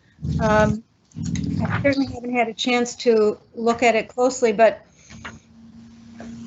there's so much more to a house than square footage. And in this case, we have, of the properties listed, the highest one is 190 a square foot, and the lowest one is 112 square foot. Hardly comparable. The subject property has 2 bedrooms. One of the comparables has 2 bedrooms, 2 baths, and one of the comparables has 5 bedrooms, 3 baths. Again, hardly a comparable. Certainly not had a chance to make any adjustments. 2 of the properties also were sold in 2020 instead of 2019. So that's just my observations on the property analysis that was provided. Thank you. Are there any other comments from board members? Board Member Reed. Yeah, I agree with Faye, but at the same time, I strongly agree with the fact that $400,000 for a 2-bedroom in the Seward area, and I do live close by, is too high. Okay, thank you.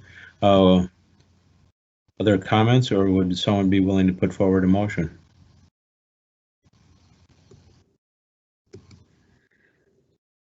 I would put forward a motion to lower the appraised value up to $375,000 for the property at 3326 26th Street East. The assessed value. Assessed value. Thank you. Is there a second to that?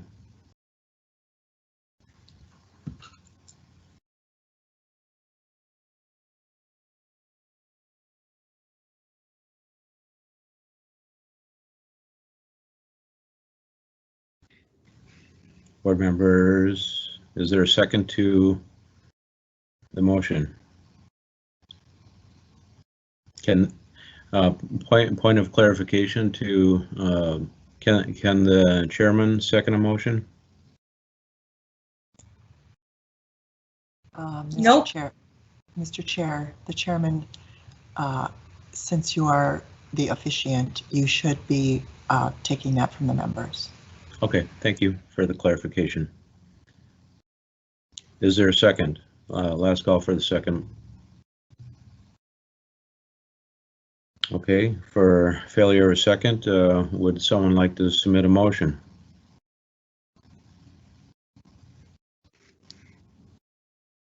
Did we lose contact with other board members?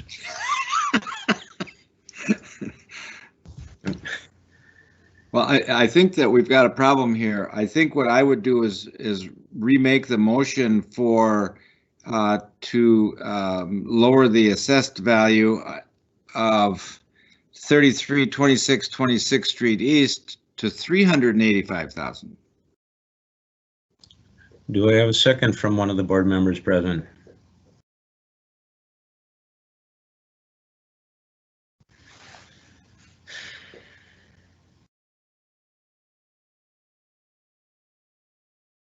Are there comments from anyone? Board Member Reed. Well, just kind of reviewing what he set forth and the other estimates, which I know aren't official estimates from the internet. It looks like I think it should be closer to 370,000. Okay.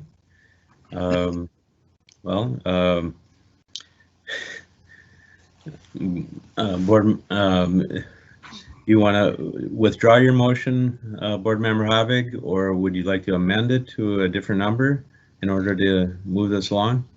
Absolutely. I'll re-amend my motion to revalue the property at 3326 26th Street East to $370,000.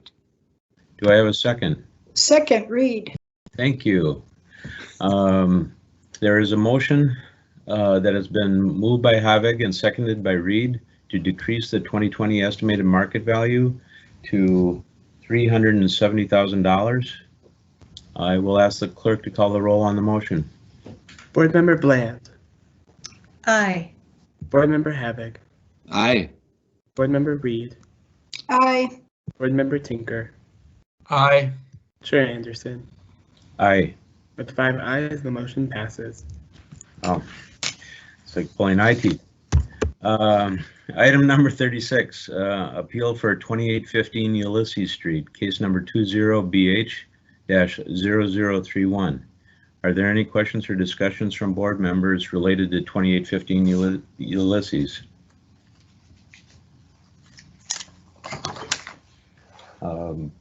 They had the property appraised in October of 2019 for $260,000. The appraisal was done for refinance purposes. The city has it assessed at $292,500. Board Member Reed, do you have comment on this? That was a previous request. Do you have a current comment on 2815 Ulysses? No, I do not. Okay, thank you. Do any other board members have comments on this?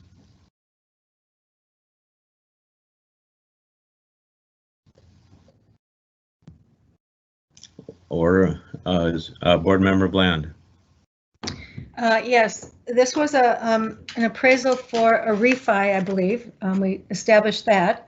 And I guess the comment I would make is that often on a refi, they're not asking for the full value. So the value gets adjusted to whatever the applicant is asking for. So whether or not this is an appraisal that's helpful or not, I don't know, but I'd certainly be more than willing to listen to other people's opinions. The comps do seem to be, from what I can see, fairly comparable, shall we say.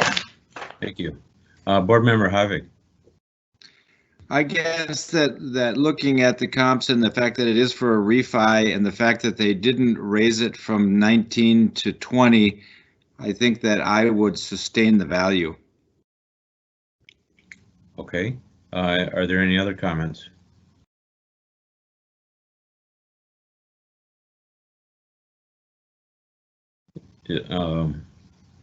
Ms. Board Member Havig, would you like to put that in the form of a motion? I'd like to sustain the value from the assessor's office of $292,500 for 2815 Ulysses Street. Is there a second? Second, Reed. It has been moved by Havig and seconded by Reed to sustain the 2020 estimated market value of $292,500. Clerk, I'll ask you to call the roll on the motion. Board Member Bland. Aye. Board Member Havig. Aye. Board Member Reed. Aye. Board Member Tinker. Aye. Chair Anderson. Nay. With 4 ayes and 1 nay, the motion passes. Thank you. Item number 37, appeal for 1717 2nd Street Northeast, case number 20BH-0032. Are there any questions or discussions from board members related to 1717 2nd Street Northeast? Board Member Tinker. Yeah, I pulled the listing of this from just last year when I think he bought it for $595. It's assessed at $572, and there were multiple bidders, I think, willing to pay at or around that. It looked like a really nice property to me, so wonder if anyone else has any opinions. I was not able, or I did not pull up the previous sale. Are there any other comments from the board members?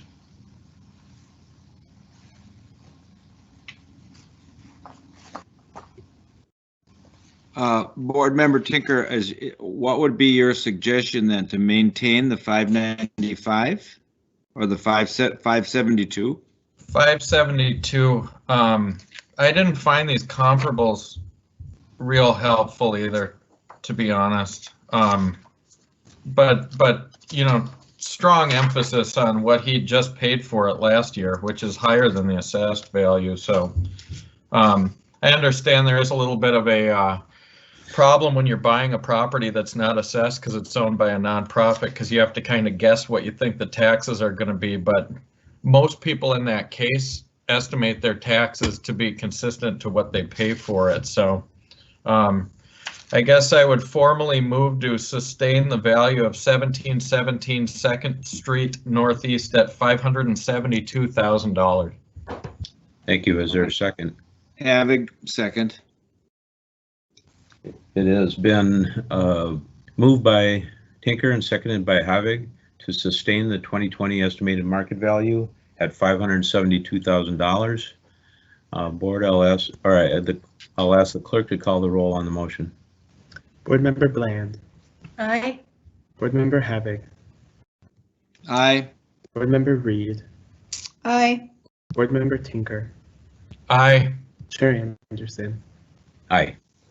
With 5 ayes, the motion passes. Thank you. Item number 38, appeal for 1122 53rd Street West, case number 20BH-0036. Are there any questions or discussions from board members related to 1122 53rd?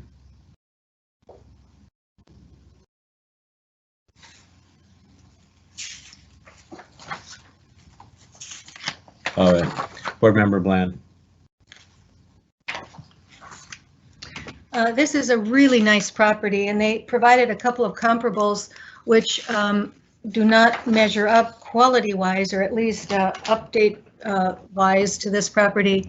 One of them was an estate and fairly dated. The other one was somewhat dated, although not an estate. Neither one of them had, the subject has a newly updated kitchen, granite, stainless, blah, blah, blah. Neither of the others do. One had been updated some time ago. I believe one of the ones had the 70s update. And we had lots of upstairs, lots of wallpaper, flowered wallpaper. I'm familiar with all three of these houses, and the subject property also is a walkout in a neighborhood where walkouts are not that common, although the lot does slope down to the creek. Behind this property is the Minneapolis Parkway with homes on that, so it slopes to the backyards of the houses behind. But this particular property is, in my opinion, a standout, and I don't. Once again, it's very often people think that square footage is all that matters, and there's a whole lot more that goes into it, and that is the case here. It's a beautiful property, very, very well done. So you're feeling that their recent purchase in 2019 of $510,000 was not an arm's length transaction, or was exceptional in other regards? Let's see, their purchase was when exactly? September 5th of 2019, I believe. Okay. I would say they got a real great value, is what I would say, but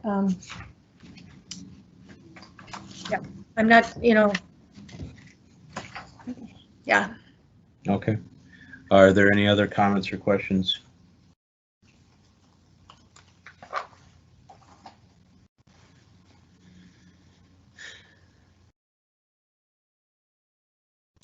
If there's no more comments or questions, I would entertain a motion.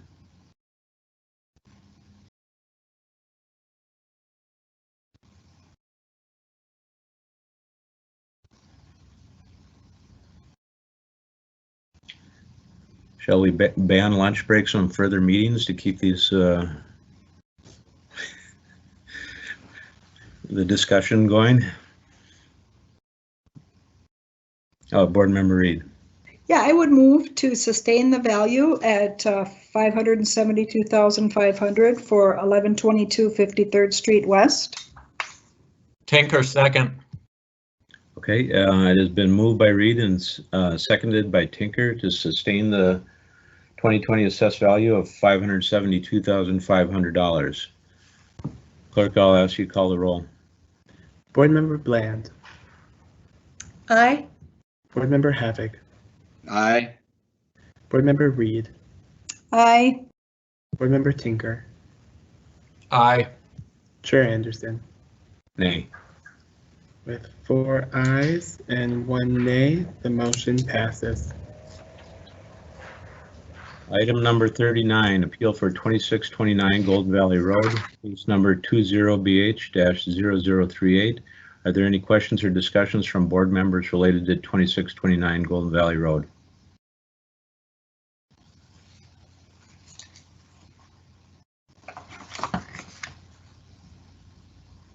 Board Member Tinker. I don't think the property owner really provided anything relevant on this, but I'd like to hear other opinions. From what I can see, there were no comps provided, and just the verbal explanation, which referenced possible comps but did not provide any. Are there any other comments or questions?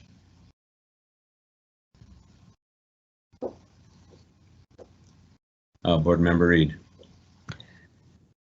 I would agree and move to sustain the value of $245,000 for 2629 Golden Valley Road.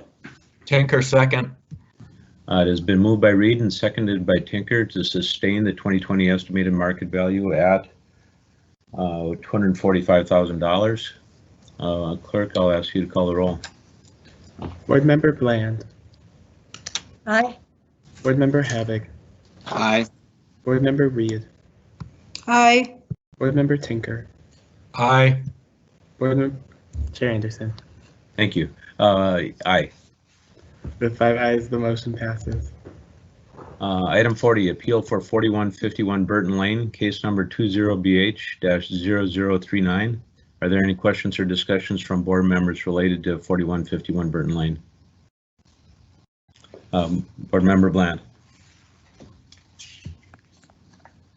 Well, what kept this property from selling, it actually was on the market back in 2008 for, I think it was about 319, so a little bit more than it sold for this time. It did not sell then either. And what's kept it from selling is the foundation problem. Buyers are very, very wary of that. So they were able to find a buyer who was not afraid of addressing that problem. But I would say in the meantime, you've got a property that isn't worth what they were asking for, and that's pretty clear. And I believe the reason is that it had a rather significant foundation problem. It was not just a little crack. It was a pretty major looking thing. So based on that, I would probably suggest that we look at a lower value than 423. I don't know what that is at this point, but I would think a lower value. They purchased it for 305 in April of this year, if that has any bearing on last year. Are there any other questions or comments from board members?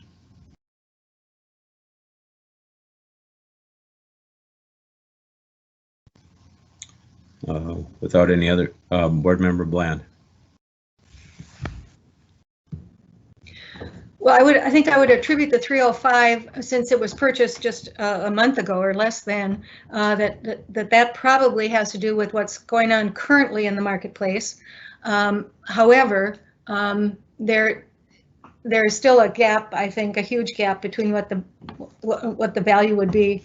Again, it was on the market for, I think, 389. The current, and it didn't sell till they really got it down. So 423 seems to be really quite high. I guess based on what we're seeing here, I would propose that we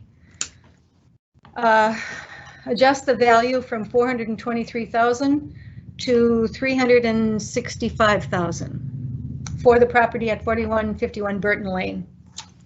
Is there a second? I would second Havig.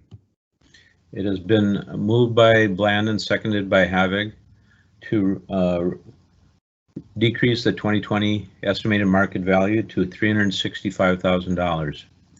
I will ask the clerk to call the roll on the motion. Board Member Bland. Board Member Bland. Aye. Board Member Havig. Aye. Board Member Reed. Nay. Board Member Tinker. Aye. Chair Anderson. Aye. With 4 ayes and 1 nay, the motion passes. Thank you. Item number 41, appeal for 2714 Pleasant Avenue, case number 20BH-0041. Are there any questions or discussions from board members related to 2714 Pleasant Avenue?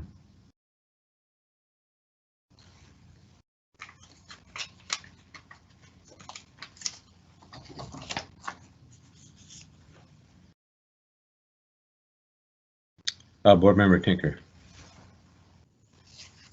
So this, and I think the next 7 properties are all identical in terms of the appeal, I think, aren't they? With what was provided anyways, different properties with the same analysis generally. I believe so, yes. I'm not really sure what to make of this analysis that they did. I think they have a problem with the county's methodology, or the accuracy of their methodology on a mass appraisal basis. Does anyone else have any comments on this? I feel the same. Ms. Malmquist with the assessor's office wants to comment. Chair Anderson, Board Member Tinker, you are correct in that. I would also note that when you reconvene tomorrow, you will hear from this property owner again on cases that carried over to tomorrow. The property owner was not able to attend today. Okay. We will not be hearing the same cases. We'll be hearing additional cases, correct? That is correct. My guess is that the property owner is going to wish to address these as well.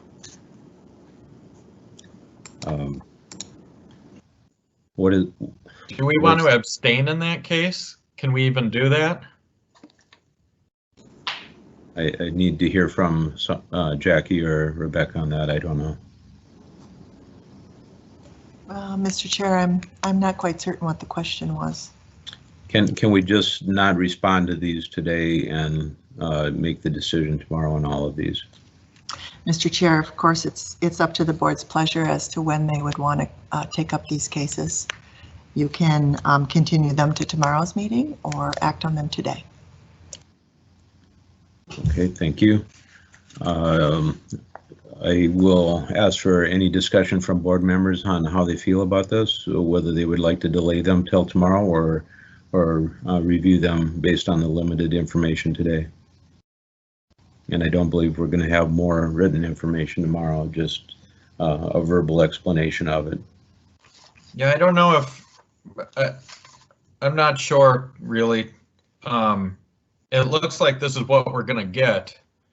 So if we don't feel it's pertinent, I suppose we could vote on these, but I would hate to, if he's going to present tomorrow and bring these in by reference, I guess it's kind of a tricky decision, isn't it? Yeah, it is. Board Member Havig, do you have a comment on this?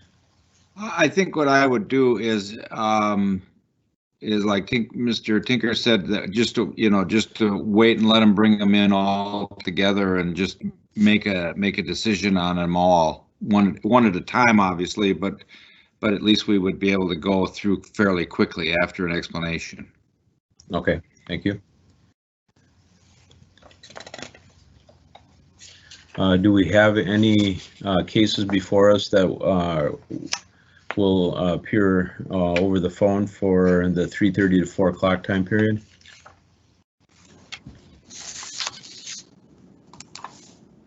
Chair Anderson, you do not have anybody else calling in today. You do, however, have a write-in case that you were scheduled to hear between 4 and 4:30, but you can hear that now. Case 20-0387. Okay. So do we need a motion to listen to these other cases tomorrow?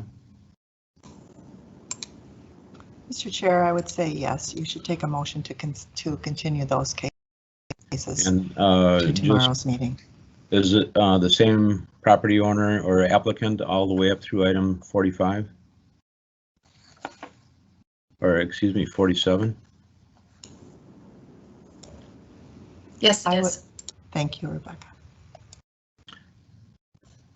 Okay, I'm looking for a motion to suspend decisions on items 41 through 47 until tomorrow.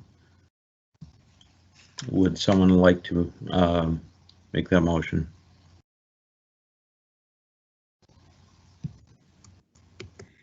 Yeah, I can make a motion to, what would be the method, or what would be the terminology? Table, Table is abstain. fine. Mr. Chair, Yes. that would be a motion to postpone or continue items 41 through 47 to the May 19th meeting. Okay, I make a motion to continue items 41 through 47 until the May 19th meeting. Thank you. Is there a second? Having second. It has been moved by Tinker and seconded by Havig to continue items 41 through items 47 through or to the meeting on May 19th. I'll ask the clerk to call the roll on the motion. Board Member Bland. Aye. Board Member Havig. Aye. Board Member Reed. Aye. Board Member Tinker. Aye. Chair Anderson. Aye. With 5 ayes, the motion passes. New business write-in hearings. Item number 48, 5208 West Nokomis Parkway, case number 20-0387. We'll review the details here. The owner is Sean, or the applicant is Sean Ellison. The city assessed value is $672,500. The owner feels that it should be valued at $500,000. From what I've been able to see, I did not see any addresses for the comparables that he provided. Board Member Bland. Mr. Chair, I move that we sustain the value of 5208 Nokomis Parkway West at $672,500. Thank you. Is there a second? Tinker, second. It has been moved by Bland and seconded by Tinker to sustain the 2020 estimated market value at $672,500. I'll ask the clerk to call the roll on the motion. Board Member Bland. Aye. Board Member Havoc. Aye. Board Member Reed. Aye. Board Member Tinker. Aye. Chair Anderson. Aye. With 5 ayes, the motion passes. Thank you. With that, we have completed all the items on the agenda for this meeting. I will ask members and staff if there are any other matters to come before this meeting. From the City Assessor's Office, Ms. Malquez.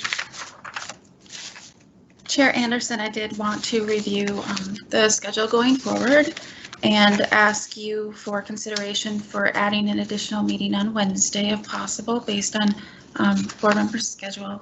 So tomorrow you are scheduled to convene from 10 a.m. to 12:30 p.m. And sure. On Wednesday you are scheduled to convene from 9 a.m. until 12:30 p.m. And Thursday you are scheduled to convene from 9 a.m. An AM session and then a PM session until 3:30 p.m. With all of those cases being scheduled, there are still a remaining 57 cases for you to hear. We have asked if you would give consideration to adding a meeting on Wednesday between 4 p.m. to 7:30 p.m. to hear some other additional cases. In addition to that, I'm asking if there are any other times that we can add in to hear anything that may be outstanding. As you know, there are still some occasions where people choose not to call because they're not available. We could potentially try to work some future cases into those time spaces, but I can't guarantee it. And it is very logistically challenging to get those rescheduled. But we do have 57 additional cases that we need to schedule. Is it possible to schedule anything for the 26th, 27th, or 28th? Chair Anderson, it is my understanding that we are not going to have a technical team available to run the virtual meeting. So that so the answer then was no, correct? Yes, sir. I'm sorry. Okay. Do we have to hear all the cases, or at some point can we pass them along to the county after we felt we've done our duty here, so to speak? Chair Anderson and Board Member Tinker, you know, if you go by the guidance provided by the Department of Revenue, the local board is required to hear all the cases for those people that wish to be heard. Are they still coming in? Yes, cases still continue to come in. Now, remember, all cases that are coming in since you convened, those people are being directed directly to the county, so you don't need to hear those. But these are 57 that we received before you convened still. Okay. You know, I'm not sure. I could ask the Department of Revenue what other options you have, if perhaps you just heard the rest of the 57 in writing. I'm not sure if that's an option or not. But Rebecca, if we can't have any virtual meetings because nobody's available to run them, how can we hear anything? I mean, what do you suggest? Is there a time when somebody is available to run the meeting? I guess I'm going to have to defer to the clerk's office. Okay. Mr. Chair and board members, we have staff available for Wednesday evening, and then we also have a Friday afternoon time slot available beginning at 12:30. Is that this Those- coming Friday? Correct. Okay. We have, yes, we have a city council meeting in the morning, but we have open time in the afternoon. Okay. Well, I would be available either Wednesday evening and or Friday afternoon if that becomes necessary. It sounds like we might have to schedule both if we have 57, right? Yeah. I mean, we might not even be able to get both those done in, if they're just half days. We might have to schedule a Wednesday evening, Friday afternoon, and then something a couple weeks from now. It has to end by June or by May 31st. Okay. So the only option would be write-ins, I believe, after that then. So do we still have the obligation if the city can't back up our Zoom meetings and we don't get a quorum on these other days? I don't know. We can meet in a parking lot somewhere. My closers are. Chair Anderson and board members, if we can maybe table some of this conversation and let me check in with our partners at the Department of Revenue, but if we could potentially just solidify a meeting based on availability for Wednesday afternoon, evening, and then we can discuss the others in the morning, the other times in the morning. Hey, Rebecca, do you have in front of you how many we've done so far and how many are remaining? When you, Chair Anderson and Board Member Tinker, I believe when you recessed on Thursday, you still had 201 outstanding. And so then if I would just need to do the math, take off 57 from that, and that's approximately where we are at. Okay. 40, we 144. continued 7 of them to tomorrow. So Wednesday evening I have appointments and I will try to reschedule those. And I am available Friday if needed, reluctantly. You know, some of the call-ins can go pretty long.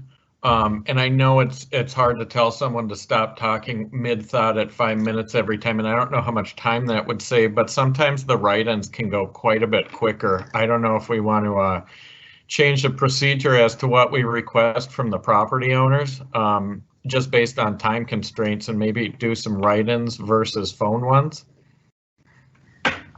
Chair Anderson, Board Member Tinker, it is an option that we can ask the appellants if they would prefer to transition over to a write-in appeal. That is something I can survey the appellants on. If I am unable Wednesday evening, will there be enough for a quorum on Wednesday? I'm available. This is Reed. I could be there. There's a good chance I will not. I won't be there tomorrow either. Yeah, I can do. I'm going to do tomorrow from 10 to 12:30, and I can do Wednesday, and then maybe not Thursday. So, if we can work with that type of schedule, will that give us a quorum? It should maintain a quorum. If we need 3 at all times. My schedule is very much up in the air the rest of the week. I will communicate to Rebecca as soon as I know, so we can figure out if we're going to be short. Yeah, that's. Board Member or Chair Anderson and Board Member Tinker. Mr. Tinker, could you just please also include Jackie and her team on that in case for some reason I didn't see the email? Yes, I will. Thank you. Yep.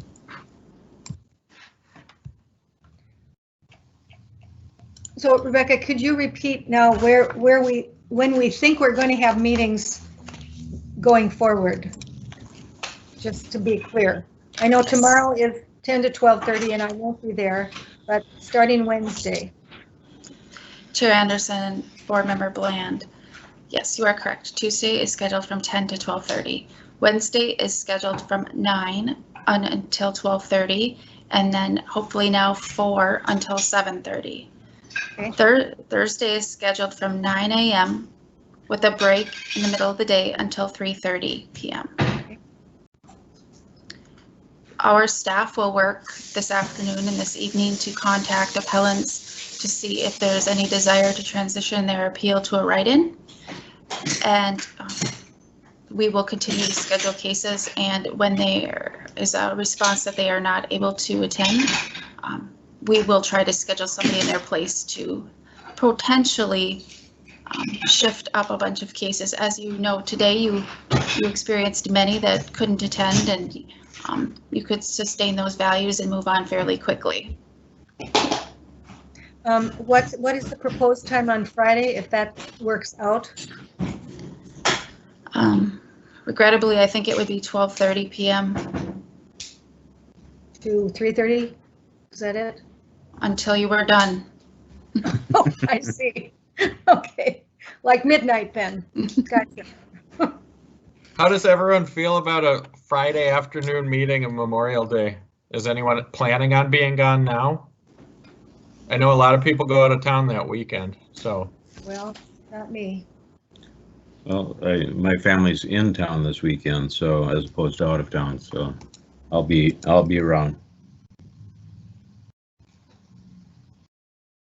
That makes 2 of us. What about the rest of you guys? We have quorum. Need Do we? one more? This is Reed. I'll be here as well. Oh, okay. All right. Okay, I have noon to midnight penciled in.